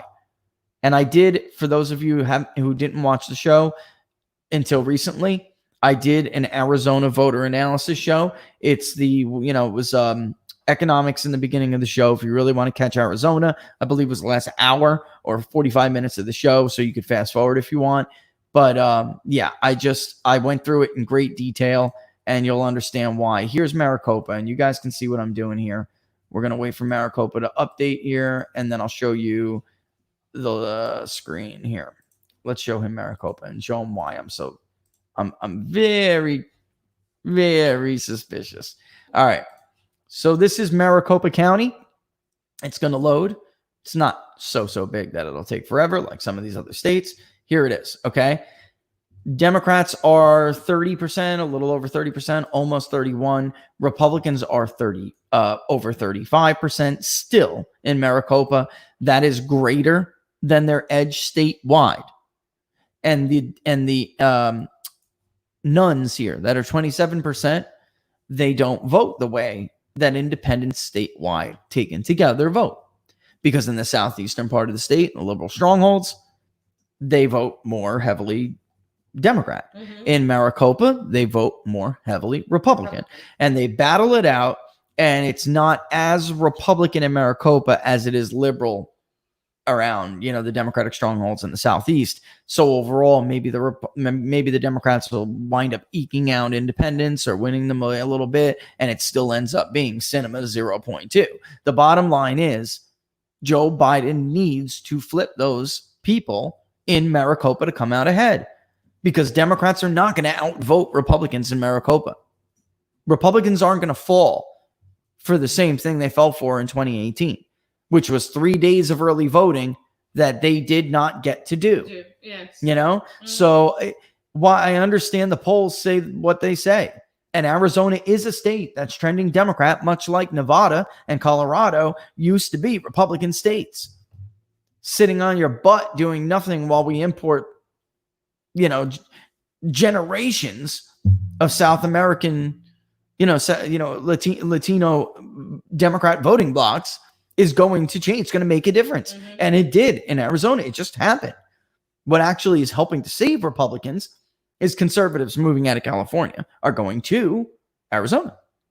And that is helping to offset some of those long-term demographic changes. But in Maricopa, I don't see Joe Biden carrying Maricopa County. Not yet. And like I said, I'll know more and I'll believe my own data before I'll believe anybody else's data. So I hope that explains it. I know that Trump has trailed basically in every poll in Arizona against Biden alone for months. I think, the polls are going to be excessively bad this year. Even if Biden wins, they're still not going to be the way the polls are showing this race in the summer. Because I think eventually Trump is going to turn the corner on coronavirus. And when he does, he's going to be able to refocus this race. Mm-hmm. And people are going to start paying more attention. Hence the reason why Democrats refuse to let go of the coronavirus and refuse to stop using it as an excuse to shut the economy down. All right? Well, oh, go ahead. No. It was before. All right. Sorry. You sure? Yeah. Cool. All right. We'll bring that back when we come back from the break. All right. But before I go, don't forget to subscribe to the YouTube channel on People's Pundit Daily on YouTube. If you're watching on YouTube right now, don't hit that subscribe button. Don't forget to hit the notification bell, which I keep forgetting to tell people. That'll tell you when we go live. And I always see people, popping in late and saying, damn, I didn't know the show started. Hit that notification bell will tell you. If you like the page, if you're a Facebook user, like the page, People's Pundit Daily, will love you for it. And if you do, then that'll notify you too, because Facebook Live will go live. And it'll tell you, hey, People's Pundit's going to be on at 11 o'clock or whatever it is. And of course, follow everybody on Twitter at Peoples_Pundit, at Laura Barris, and at PPD News. Well, the producers got to get some love too, right? And then, of course, the ultimate way to support the show is to subscribe to ppdnews.us/subscribe. ppdnews.us/subscribe. When we come back from this quick break, I'm going to show you why you should. We'll go take a look at some charts. I'll blaze through the economic data really quickly. Then I will, because there's two indicators I wanted to go over today, and then really fast. All right, I promise. And then we'll go back to answering your questions, and we'll recap those 3 bullet points on why vote by mail schemes in 2020 are not the same as absentee ballots or mail-in votes or other early voting mechanisms, whatever the Democrats and the media want to say. It is different this time. It will be ripe with fraud, and we have to educate each other about it. So we're going to recap those 3 bullet points. All right. I'll be back in about 2 minutes after I'm going to say it wrong again, the Grammy Ballot. No, the Grammy considered band. Bowen. Bad habit. I'll be back in 2 minutes, folks.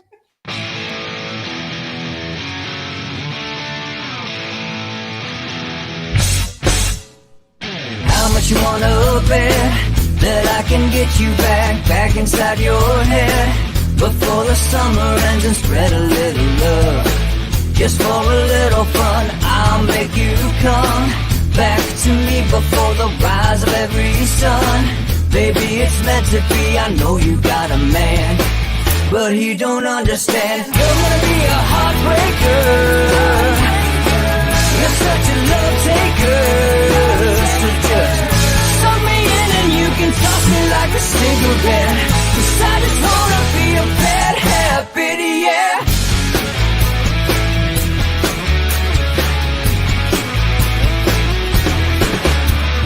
Rhythm in our love, it's impressive, excessive. You can't make this stuff up. My chest beats, it's restless, wakes the neighbors up above. Yeah, baby, come and show me love. Baby, come and show me love, because you're gonna be a heartbreaker. You're such a love taker. So just suck me in and you can toss me like a cigarette, 'cause I just wanna be a bad habit, yeah.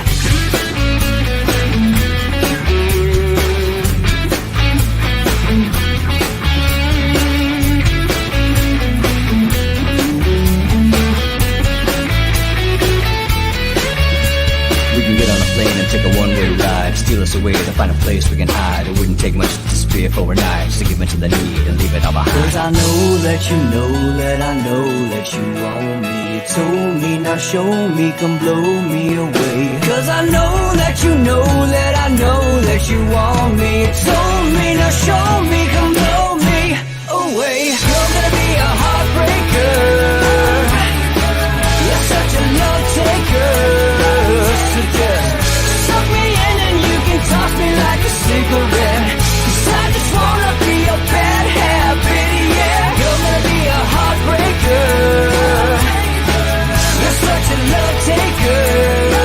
So just suck me in and you can toss me like a cigarette, 'cause I just wanna be a bad habit, yeah. Suck me in and you can toss me like a cigarette, 'cause I just wanna be a bad habit, yeah.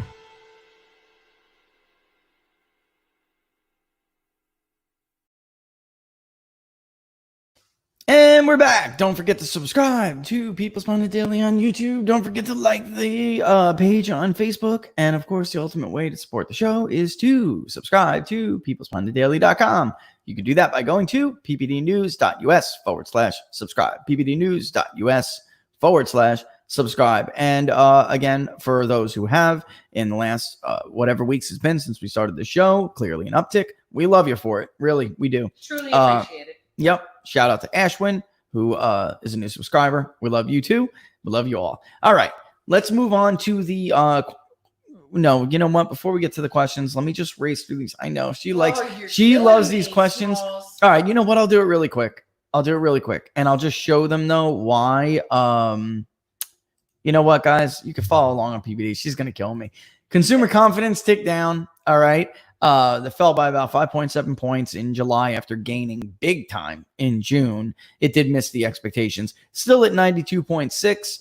Barack Obama would have cut off his left, you know what, to have numbers as good as Trump's bad numbers. All right. I mean, this is reality, folks. So we are looking at like a little jagged V shape there. And then the S&P Case-Shiller Home Price Index, non-seasonally adjusted, gained by about 4.5% on an annual basis this month. Not bad, but the 20 city was roughly flat. So that always lags quite a bit. I want to say, what was the S&P for this? It was for May, right, Laura? I think or something. It always lags. So that is what it is. That's how fast I blasted through the economic news today. If you are a subscriber, you could go and check out all the cool charts. And normally we'd go over that, but I really want to stick to this vote by mail issue today. And I want to hit as many questions as possible because I took a late break because of the glitch. And it could glitch again. All right. I can see the audience is coming back. I'll be back in like 30 seconds to a minute if it does. It's just something we're going to have to deal with until this box is done. All right. You know, like I said, downside of being in a new area, but my neighbors in the future will love me for it. There were some great questions in the beginning. Who are they from? Shoot them over to me. Fantabulous questions, I tell you. Okay, so we have one about New Mexico. Davis Chip wants to know if New Mexico is competitive for Trump. That New Mexico, the bane of my existence. I know it is. I'm gonna get the let's see if I can actually find it. If I can get it and send it to them. Let me New Mexico. I'm gonna get the voter analysis. There it is. Voter analysis, New Mexico. Was that a YouTube question? I'll just put it out to everybody. Mm-hmm. Here's the link. It's going to go out to Periscope. No, that was a Periscope. That was a Periscope question. Yes. New Mexico voter analysis. Here is the YouTube on that. It's toward the end of the show. You don't have to watch the whole thing, but I will briefly recap. Okay. New Mexico is a very, very, very, very, very hard state for Republicans to carry. It would have to be a landslide of epic proportions. And there's two things you would need to do that. In detail, you can see I went county by county in the voter analysis in great detail. I even did, and for Colorado, I did the same thing. I even gave the Trump campaign a campaign stop schedule. These are the areas you would need to nail, to hammer over and over and over, whether you need to close the gap. Maybe you can't win those counties and areas, but there are voters there that you can appeal to and close the gap. And then, like I was saying before, Trump may have slipped with some white vote, but it's really astonishing to watch his increased share among minorities. In New Mexico, we're dealing with a lot of Mexicans, that Mexican descent Hispanics. There are Puerto Ricans too. Trump's increase nationally among Hispanics is because of Puerto Ricans largely. And in Florida, of course, it's Cubans. His support among Cubans is even higher than white working class support in some of the states that he crushed Clinton in, like Iowa and Ohio. Those are the most loyal voters, Cuban, Hispanics, and Southeastern Florida. They are the most loyal. There is another group of Hispanics that is a growing group in Florida and elsewhere, Texas too. They're going somewhere in Texas, that are very, very pro-Trump. And they set up shop right next to the Cuban communities, leaving their currently failing state of a country, running away from communism. You guys can probably guess. I just don't want to give any hints to anybody. Like I said, I'll laugh at them after Election Day when they completely miss this demographic. But also in Florida and Nevada, all right, which is where I can only talk about right now because I don't have polling everywhere else. In Florida and Nevada, his increase is Puerto Ricans. In Florida, about 40%, which is how we have him in the 40s, because when you couple that together with the Cuban vote and the other vote, he's approaching, 36, 38, 40%, and coupled together, that makes him nationally too. And in some of these other states, getting close to like GWB numbers. All right. If that holds, Basica's got it, Bachica, whatever you say, she's got it. All right. That is something that he would need to hold on to, every single bit of it, if he was to win a state like Minnesota. And then he would also have to win back the traditional base that remains in Minnesota. I don't even want to call it a base because a lot of them, Minnesota's a very independent state. I don't even want to call it a base like it's a Republican base, but those voters have leaned for the last 3 election cycles to Republicans. They've slipped from Trump, and he would need to get them back. And then he would need to really, really hold. It's hard. You would see Colorado go first because very similar demographics. The only thing different is Colorado is young, very young. It's a young voting state. And he almost flipped that time. Arapahoe. All right. I already shared the one for New Mexico. Why is there several of them? Did I do it a couple of times? Let me send another one over. There was like an hour. Maybe there was an issue one day and I didn't get. Oh, no, I sent the 2-hour long one. That's right. There was an issue one day and we had to break off. And then I went back and did it. So I did send them the right one. Check that out. It's in great detail. results from 2016 for New Mexico, the results from 2004 to show people how the state has changed, the results from 2000, Bush v. Gore, Bush v. Kerry, and then to 2016 to demonstrate the difference in demographics in New Mexico. And then the voter file analysis, opening up the voter file as well to show you where he would need to go. Where are each of these voters? And then here is Colorado too, for people who are interested in that, because Colorado's another one. And actually, I'll tell you, I think Colorado is much easier to carry. There's still a lot of Republicans in Colorado.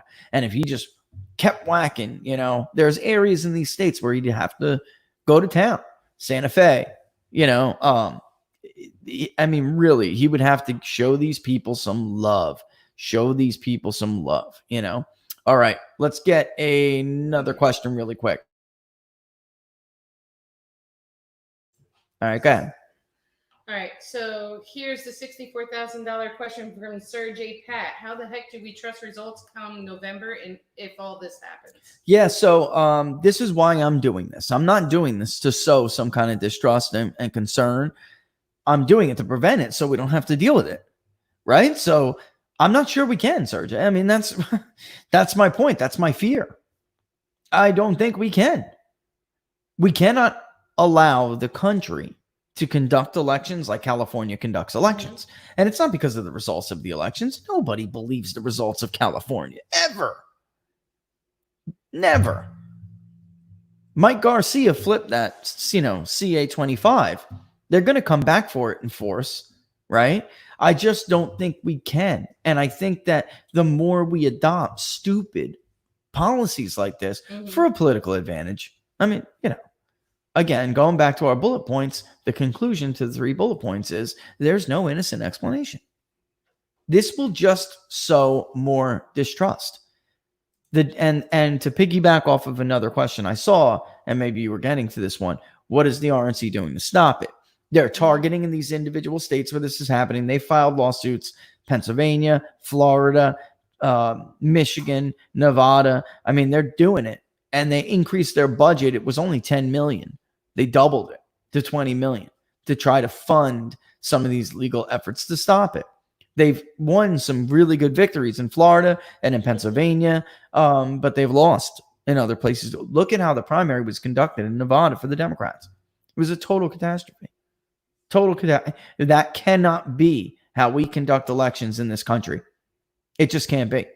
And folks will always have week-long elections. It'll be a disaster that nobody trusts. We have to stop this. All right, go ahead. Speaking of Florida, Matthew wants to know, have you seen the data that the Dems are up by 9% in Florida primary mail voting? Yes, I have. And listen, before in the primary, when it came down to the actual vote, it wasn't that impressive. The same thing happened in Pennsylvania, by the way, and it turned out it really wasn't that impressive for a guy who was really running uncontested. He did.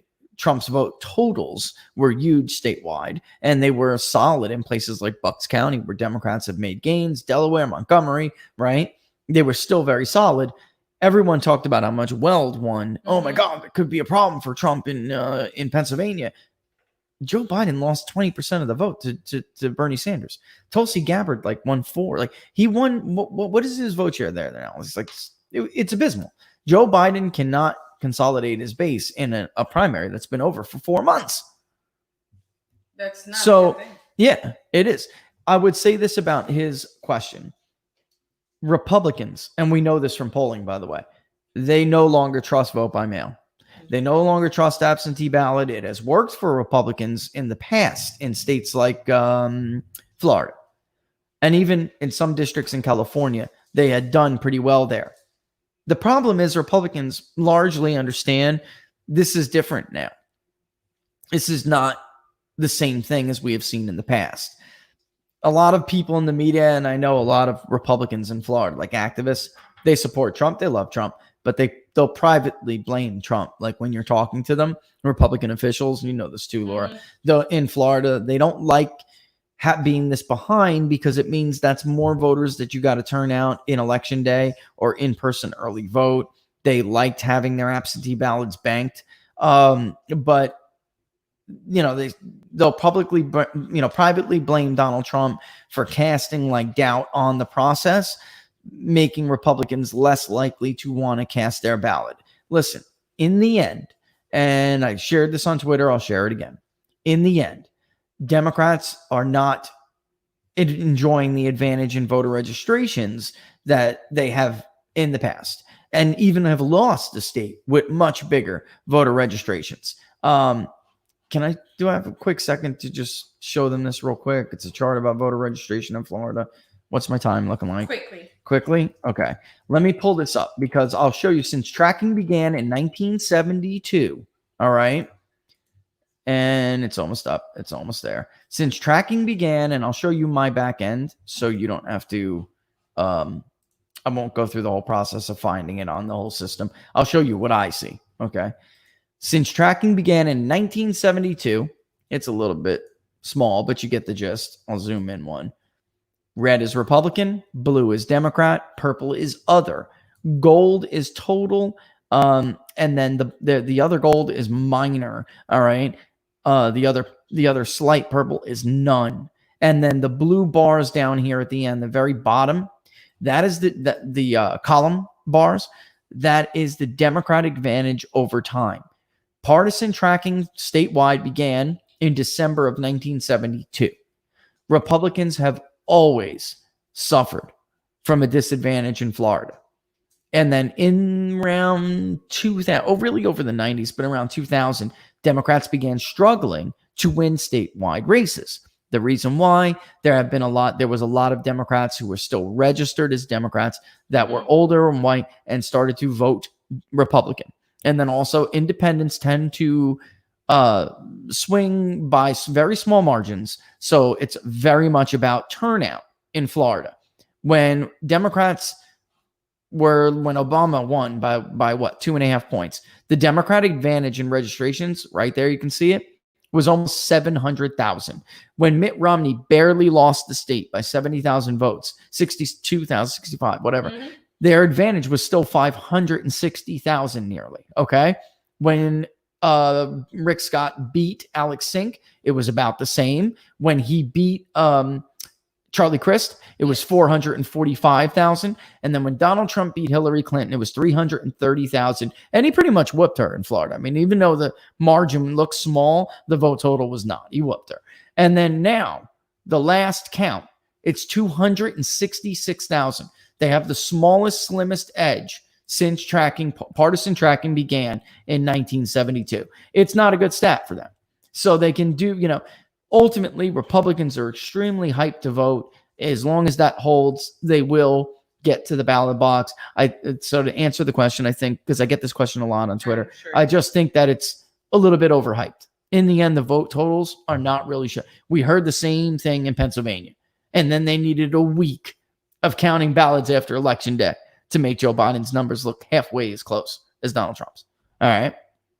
That's right. That's exactly right. It's happening in Pennsylvania too. I saw that. Mm-hmm. Yes. They're down another. Trump and the Republicans have chiseled 80,000 off of the Democratic advantage in Pennsylvania statewide. When you net it, the media, the Twitter feeds, they all just want to focus on Republican suburban areas that are no longer Republican registration dominated like they used to be. But it doesn't matter. Well, it does. It always matters. But it's been offset by Democrat declines everywhere else in Western Pennsylvania, anything on the eastern side from Bucks north. So Democrats have just lost, Republicans have gained, and the overall state result is a net 80,000 for Republican. All right.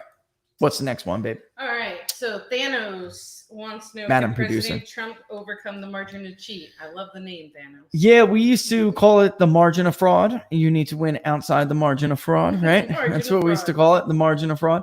Yeah, I mean, of course he can, because he could win beyond that. It's also going to be a presidential cycle. Fraud is easier to commit, especially on a bigger scale in a midterm, because the stakes really are not as high, but they're going to pull out all the stops, folks. All I can tell you is to expect the unexpected. It's not unexpected. This is for me anyway. Maybe it is for everybody else. This is fully expected for me. There's no low. There's no low. They faked an investigation and accused the president of being a traitor with no evidence. Their so-called expert in the sealed dossier was not an expert of anything. He's a drunk, a loser. I mean, they will stoop. Nothing is too low. Nothing. Look at everything we've been subjected to over the last 3 years. I mean, I don't know how you could look at everything and say a bunch of supervisors of elections or ward judges, like we saw the indictments in Pennsylvania, they're going to do it. I mean, or they're going to, you have to expect it. And, run like you're 10 points behind if you're a Trumper. Run like you're 10 points behind. Amen. Run like you need to win way outside. Because, by the way, in Florida, he did win outside the margin of fraud. And I know that they were ringing up votes like crazy for her in Broward County alone. Her vote totals were terrible everywhere else. Yet somehow she got more votes than Barack Obama in Broward County. Twice. I mean, that's crazy. Does anyone really believe those were legit? Those were, 24/7 Pitney Bowes room. That's what that was. So he did win outside of it. All right. North Carolina, I view to be a very heavy lift for Democrats. They want to turn it into the next Virginia. I also did a North Carolina voter analysis. I'll grab that while Laura's reading the next question, and I'll post that out there. But the bottom line is there is the triangle here. It's like a Silicon Valley triangle kind of thing. But the bottom line is they don't have a DC suburb. They don't have as big and as many metro suburbs like the state of Virginia had. And that ultimately is what turned the state of Virginia. All right. North Carolina doesn't have that. So it will take a lot more time. And then also the registration gain for Democrats in North Carolina is BS. I mean, I've been saying this for years. I've been telling people for years.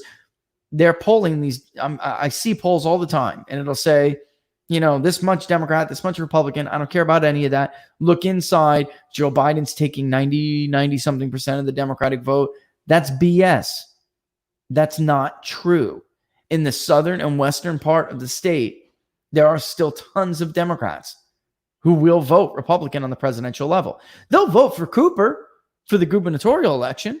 And there are Republicans who vote for who are perceived to be conservative Democrats at the gubernatorial level. Mm-hmm. But when it comes to a presidential cycle, the state reverts to its PVI. All right. And I'm just going to share that now. I'll put that out there now. Periscope, if you're watching on Periscope, sometimes it flags, right? Yes. When we share links like this, it'll flag it. It thinks it's spam. I think that one went out. Looks like that one went out. But New Mexico or Colorado, I saw was flagged. Colorado, yeah. So Periscope doesn't like you to share links on Periscope. So, and I also noticed sometimes it'll let it go through, and then that will disappear. They'll later pull it. So the best thing I could tell you to do is watch on YouTube. And when you get there, don't forget to subscribe to the YouTube channel and hit the notification bell. All right, next question. Great question from Selby. Let's see, Jim, I guess we'll call him Jim. Selby Jim. So he wants to know, or she, lawlessness or riots, will they drive the women to Trump? That's actually a great question. I touched on it a little bit yesterday.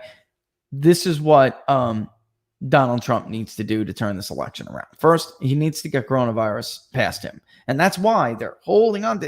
They know once the conversation turns away from coronavirus, Joe Biden is screwed because it's going to be about the economy. The economy, if they get past their only hope to beat Trump on the economy issue is to keep coronavirus going and the economy in the dump. And you were talking about earlier, like way back, that he made the mistake of attacking Trump. Yes. And Furman tried to warn him about that. Mm-hmm. He said, don't attack him on the economy because this is going to be seen more like a hurricane event and not like a real traditional recession. And this thing's going to bounce back. We're going to see crazy numbers of jobs, job gains, crazy GDP numbers. It does look like, by the way, we may get a much better quarter in the last GDP number than we thought, which everybody predicted before, the Goldman Sachs of the world. We would get negative 20 something. It was going to be abysmal. That may not happen. All right. So what he needs to do, Jim, is turn the corner on coronavirus. These riots, that is the opening for him with these white women. And I will tell you that right now, it's and not just white women. I hate saying that. You know, Black and Hispanic women want neighborhoods that are decent too, you know. Oh, of course. You know, moms are moms. You know, I'm so don't, if I fall into their freaking trap, you know, they're like their vocab trap, pull me out of it sometime, you know, but they like to have futures for their children too. They like stability, you know. It's not just white people who do. Anyway, once they turn the corner, that's the way to do it. I am skeptical, however, that you will ever see these voters supporting Donald Trump in live caller media polls. We have big numbers, like 8 in 10, telling us if they are conservative or lean right, that they are uncomfortable giving a pollster their true opinion. I have never seen numbers like this before. Maybe it's like 17%. Maybe it's like 20%, you know, in a bad year, like, you know, media is really like, you racist, you Nazi. I have never seen numbers this high. So I'm skeptical if conservatives who have beliefs are unwilling or afraid or uncomfortable, then I'm skeptical that those other women who are not as ideological would ever feel comfortable in telling a live caller pollster that, you know, that they're going to vote for Donald Trump. I think that this year it may just never show up, honestly. And that's somebody, because I'm having to make these huge samples, Jim, huge oversampling to try to reach people that don't want to talk. It's bad right now. It's bad, which is, somebody asked about the morning consult polls. That's a good way to get into it. Can I get into it with the morning consult poll? Okay. I suspect that's why you see morning consult's national numbers abysmal for Donald Trump. Yet when they get into the states, maybe they got a little bit more anonymity in their panel. But I would be skeptical of some of these, because I know you're asking me about the credibility of morning consult. They shifted quite a bit. They had a moment where they were pretty good when they first debuted, and then they really went off the rails. And some of these panel polls, you have to be very careful. It costs a lot of money to cross these respondents against the voter file, like I show you here. Okay, I'm a little bit lucky on my vendors, and even when we build our own, they all have relationships with the vendor file. You know, so everyone's got an API number. And when I pull a voter file, the very first column in the data set is respondent ID or API ID, whatever it is, whatever, you know, and then that can actually be crossed, if not their name and address, right? That can actually be crossed with the people who are on the panels, because what happened to YouGov in 2014, 2016 continues to happen today. They're putting out tracker polls, like battleground tracker polls with panel polls that aren't even verified registered voters. You cannot take somebody's word for it, but it costs money to dedupe these respondents against the voter file. Like a lot of money, like anywhere between $3 and $6 a respondent, a lot of money. So do you think ABC News is going to pay YouGov to do that? No. And YouGov also in 2016, they got their foot caught up their butt because they were too busy incentivizing people to take their polls, you know, take a survey and earn this many points towards a Kohl's gift card. And like I say all the time, all you're going to get is some 20-year-old college girl who needs a new bra. And she's not. And she's not going to vote. Right.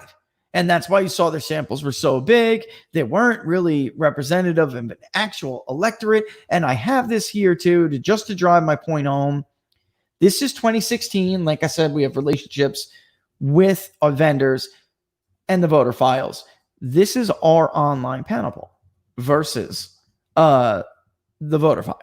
And this goes to show you how the media may have blew what they blew, because they screened out a lot of voters that were going to vote anyway. Okay. Match to the phone when you look, just look at the left column, guys, because the right's the presidential primary. The 2016 general election is on the left. All right. The full voter file, 47% voted, 32% did not vote, 9% voted early, and another 12% voted absentee. That was the full file. When we do match to phone, which is the box below that total count, like I was telling you before, some of these records are really fudged.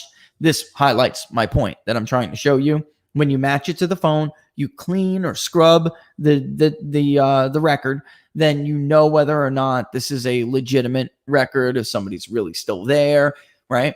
13%, 1% more voted absentee, 10% voted early, overall 50% voted, and 27% voted or did not vote. That's down from 32 from the full file.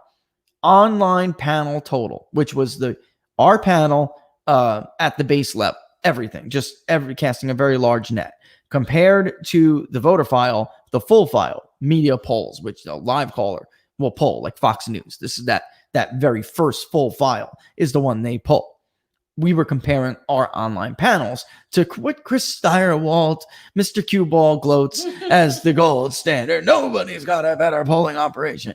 In fact, Chris, I can prove you are wrong. Your polling sucks compared to your pool of respondents sucks compared to what we do. You're like 4 or 5 election cycles behind us. All right. Online panel total without scrubbing, folks. 14% voted absentee, 11 voted early, 53%. That's a full 6% better than Steyerwalt's pool of voters, and 21% did not vote. Do you know how much missing 6% of the electorate can throw off your poll, folks? Drastically. I mean, a few point shift. That's a whole swing. It's a whole swing, guys. It is. It's a big deal. And then when we scrubbed them and we did online panel, individual only, meaning not at the household level, 15% voted absentee, 12% voted early, 53% overall, 20 did not vote. Okay? So it just goes to show you to answer, because I mean, that kind of dovetails with his questions. I'm not sure you'll ever see those women in these media polls, because look at what we have to do to reach them. And by the way, what I just showed you costs a lot of money. It costs a lot. And media, they're already giving a pollster 20 grand for a live caller poll. A crappy registered voter, random digital dial sometimes. Maybe they don't use voter files. 20 grand, folks. Easy. And sometimes it's more. Like NBC, their pollster, the NBC Wall Street Journal pollster, oh my God, that beaucoup bucks. And he would have to ask for another 5 digits to cross that, to really dig into their, and he's good. He's got his situation. He is good. He's got a contract.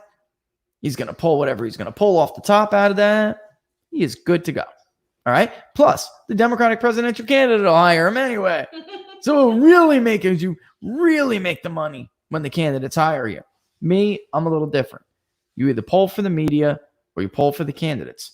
If there's a race that overlaps, you have to choose one. So I cannot poll publicly as a public service for Arizona or Florida if a political entity in one of those states hires you. You can't do it. It's called integrity. It's a conflict of interest. Okay.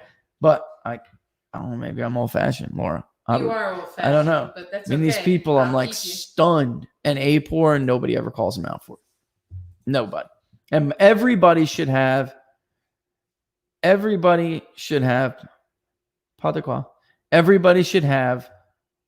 Transparency Initiative checklist when they release these polls. And they don't. I see Emerson. Spencer at Emerson? Mm-hmm. Nice guy, by the way. Spencer Kimball at Emerson polls. When he's wrong, it's just because he's wrong. All right. It's not because he was being up to something, nefarious. And then even though he dabbled with some of the modeling to model the electorate and try to weight the poll for that, it looks like he's returned to just like waiting for the prior exit polls. His polling in 2016 was actually, if you look inside the poll, the demographics and everything like that were actually right on the money. Where Spencer went wrong is that he waited for the prior presidential cycle. Mm-hmm. You can't do that. You have to figure out what the electorate's going to look like yourself. And they'll tell you if you just let them. If you do it right, collect a good sample, they'll let you know. They will tell you what they look like. But unfortunately, Spencer views it, in his defense, he views it as a way of not putting his thumb on the scale. So like, I can't go wrong. Yeah, he's an honest guy.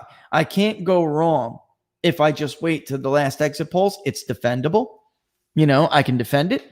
And if I'm wrong, it's because the electorate was different, but I'm not putting my thumb on the scale. And I can get that. But I come from the other philosophy, which is do not wait for party. Wait for, you have to get a good likely voter model. And when you wait for appropriate, demographics and other indicators, it will tell you what the partisan breakdown is going to be. All right. So one more before we kick rocks here. One more. It's 12:57. We could cut it. All right. Lightning round. Let's go. So Ashwin wants to know, Trump must carry one Pennsylvania, Michigan, or Wisconsin to reach the golden mark. Now that he isn't doing so well in Wisconsin, could you comment on how he is faring in PA or Michigan? Yeah, Michigan and Pennsylvania, he's actually much stronger than I expected. Here's the deal with Pennsylvania. Democrats are losing their voter registration advantage, and independent voters, which Trump is carrying right now in Pennsylvania, I'm stunned, by about the same margin, by the way. A little bit less. He's got to raise it just a little bit more if he wants to carry. There's only like 18% of truly independent voters. It's one of the Rust Belt states, the big battlegrounds. There aren't a lot of independents. So it's a base turnout election, and then you need to win those independent voters by enough margin to give yourself some padding. Michigan, stunningly, he's stronger in Michigan than he is in Wisconsin, which Laura will tell you, anybody will tell you, I did not think Donald Trump could hold the state of Michigan. I thought it was like one of those things where all the political stars aligned, and it's not going to happen again, But it looks stronger than Wisconsin right now. But a word of caution, and to final this out, it is possible Wisconsin returns around for him because it was like +6, +3, +6, +3. He never got closer to 3 points until the final 2 week. And that's when it happened. So, things change. Things are fluid. But go ahead. All right, next question. I'm going to kind of combine this one. So Oot1198 wants to know how come so many polls have Biden at double digits. And then Lamp Crow wants to know if Trump has a chance in Maine as a whole. Ooh, that's a good one. And do you think Stirewalt and Brett Baer willfully are dishonest or just ignorant? I think Stirewalt is an arrogant person. All right. I mean, it comes right through. I think Brett's been around long enough to know when he's full of crap, calling Iowa a red state. I mean, Barack Obama carried Iowa twice. I hammered him over that. I think that at this point, Fox News wants back in the club really badly. They're looking beyond the Trump era, and they want back in the club. They got left out of the DNC debate money, which is big money. They want back in the club. They want those dollars. Fox News is not, if you're a conservative or you're a Trump supporter, let me just talk to them real quick.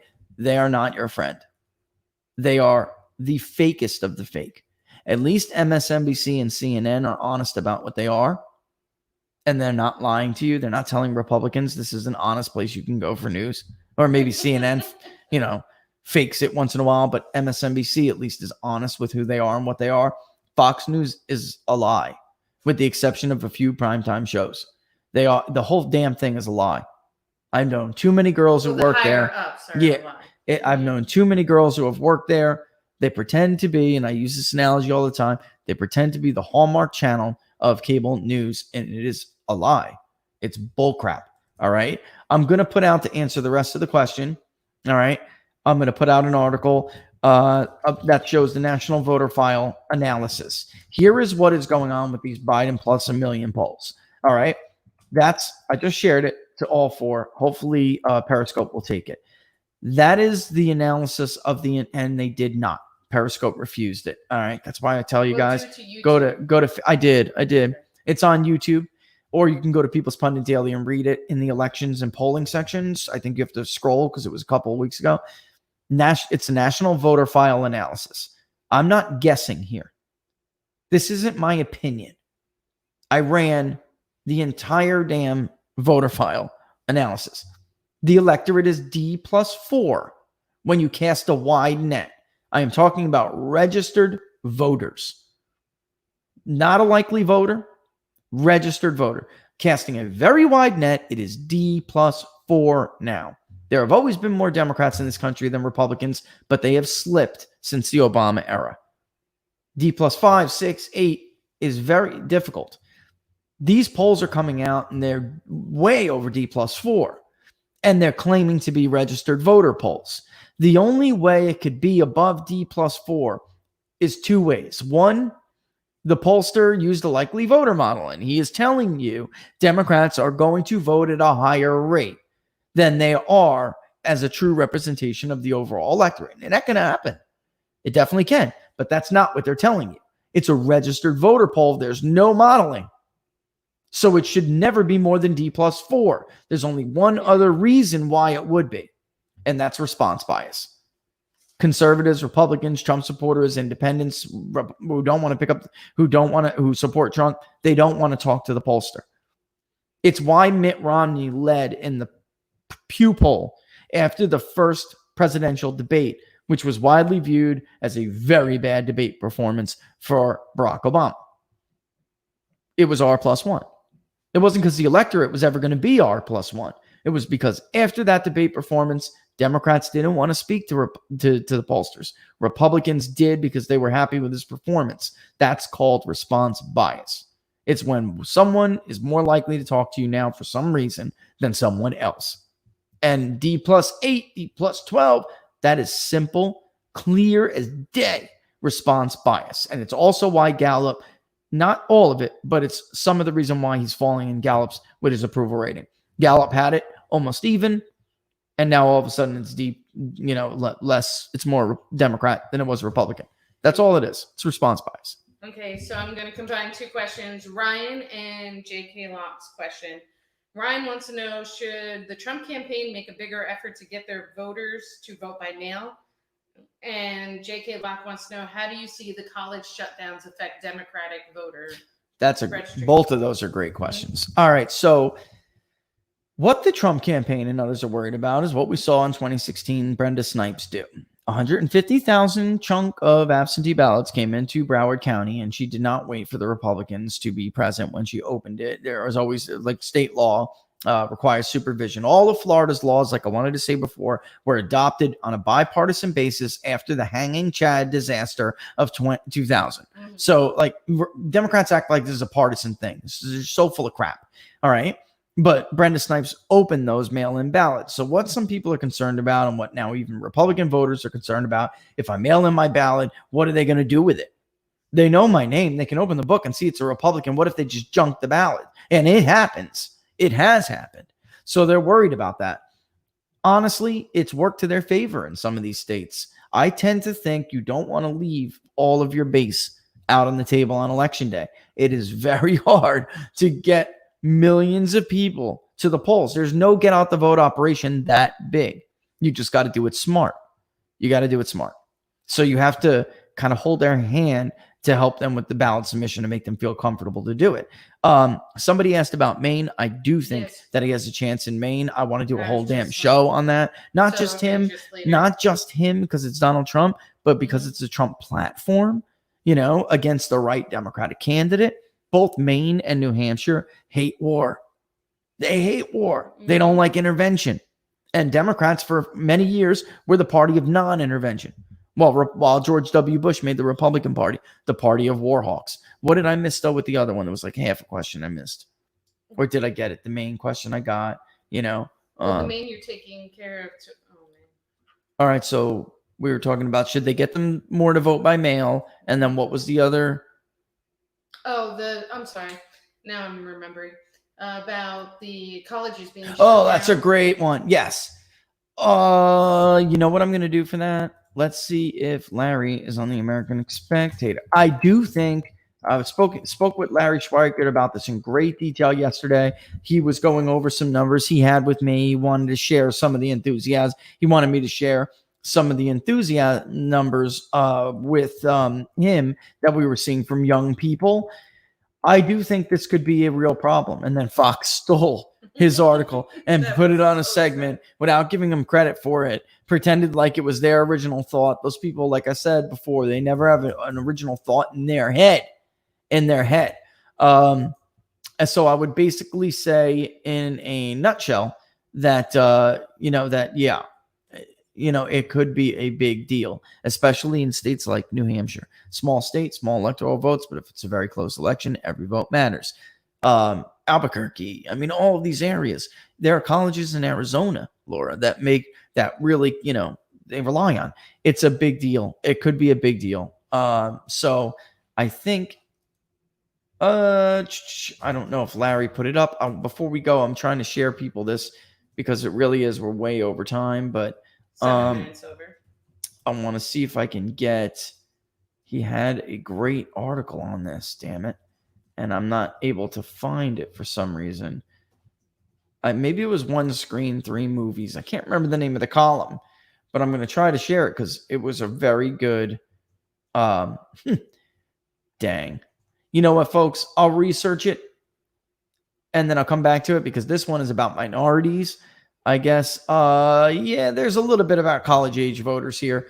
He sums this up pretty well. All right. And of course, Larry is a big time Trump supporter. Yeah. Cinema had lines in colleges. Exactly. That's what I'm saying. Big deal. Big deal. And Larry is making a good point on the college vote. And I'm going to, on Periscope, they're not going to get it. They're just not. It's going to flag me again. Can't stand Periscope. I can honestly, at least one got it. Looks like People's Pundit Daily went through. I don't know if the one that goes through mine went through. All right.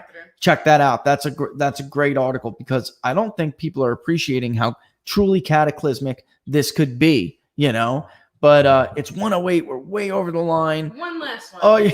You guys must love her. For the people. All right. Go ahead. One last one. All right. So Jim said he noticed something about the Republican turnout, 33%.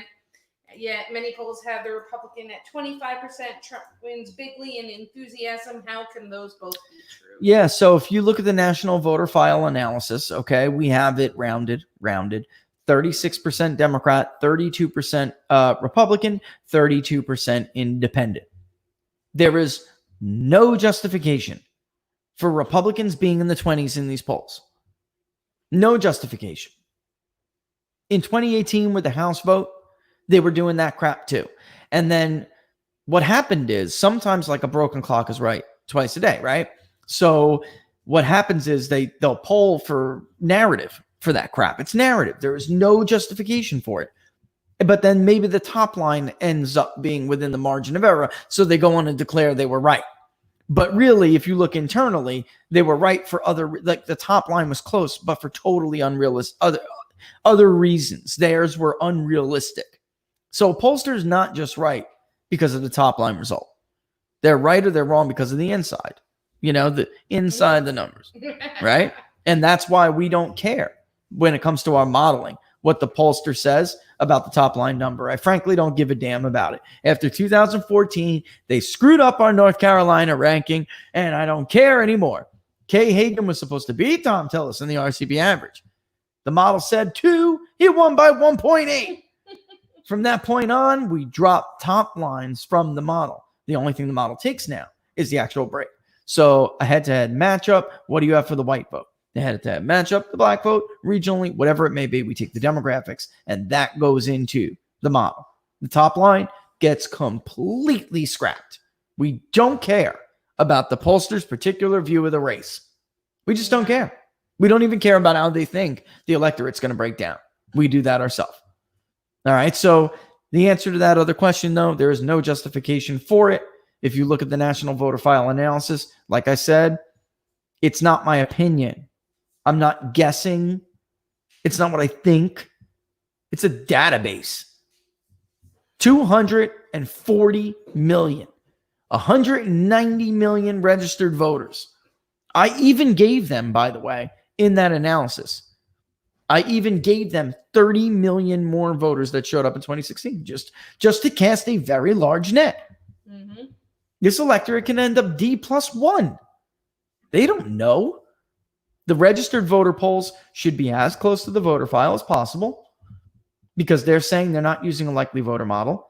And if it's something like 23%, 24% Republican, it's either response bias or the pollster just full of crap himself. Wow, it's 112 though, folks. All right. Let's real quick. And because we're going to talk about, I'll do this again tomorrow too. but we're going to talk about solutions tomorrow. 1, everyone gets a ballot. In prior years, ballots must be requested and inactive voters must update their info. Even deceased and change of address flags and other inactive voters will receive ballots under these Democrat proposals this year. 2, no verification procedures. Democrats do not want signature match or other verification standards, which are often required by law in these states. 3, somebody's got to go out and get them, right? Ballot harvesting. Even in states where harvesting is illegal, such as Nevada, Florida, Democrats want to use tax dollars to fund harvest to retrieve votes. And if it wasn't for Ron DeSantis, Nevada's run by Democrats. So they got that money. Nevada. It's Nevada. It's Nevada. It's like it's Missouri. And Colorado. If it was not for the Republican government in Florida, Democrats would have done this on their own, like they have in the states where they run. Mm-hmm. Okay? Ultimately, when we take them all together, and we will wrap this, we'll quickly recap this tomorrow before we talk about solutions. The conclusion is there's no innocent explanation for doing this. None. In fact, many of these laws that they want a moratorium on were adopted after there were bad challenges to election integrity. Florida, 2000, Bush v. Gore, things like that. These laws are to prevent Americans from thinking their elections are corrupt, are filled with fraud, which they will be in November if we don't do something about this. All right? All right. Look, I love you guys. Before I run out of here, do not forget to subscribe to the page, People's Pundit Daily on YouTube, and hit that notification bell so it lets you know when we're about to go live.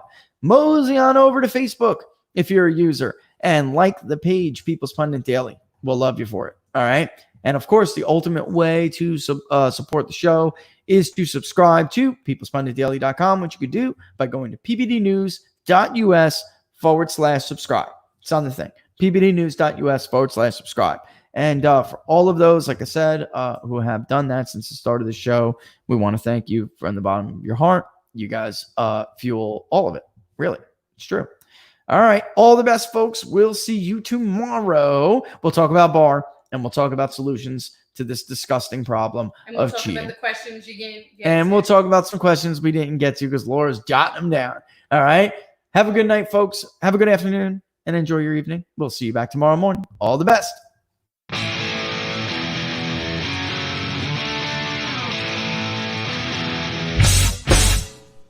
How much you wanna bet that I can get you back inside your head before the summer ends and spread a little love.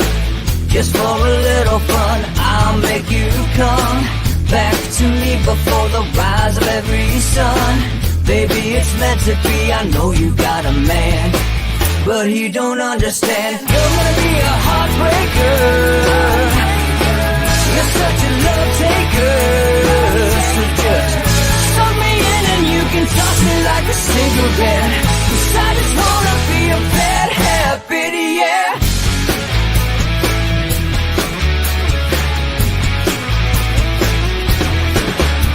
There's rhythm in our love, it's impressive, excessive. You can't make this stuff up. My chest beats, it's restless, wakes the neighbors up above. Yeah, baby, come and show me love. Baby, come and show me love. Because you're gonna be a heartbreaker. You're such a love taker. So just suck me in and you can toss me like a cigarette. 'Cause I just wanna be a bad habit, yeah.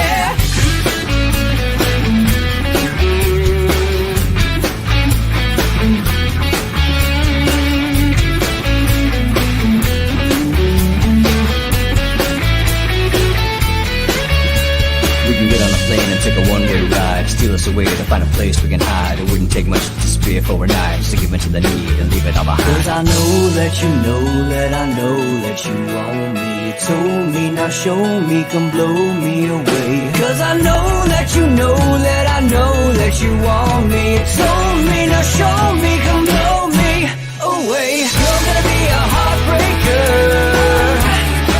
You're such a love taker.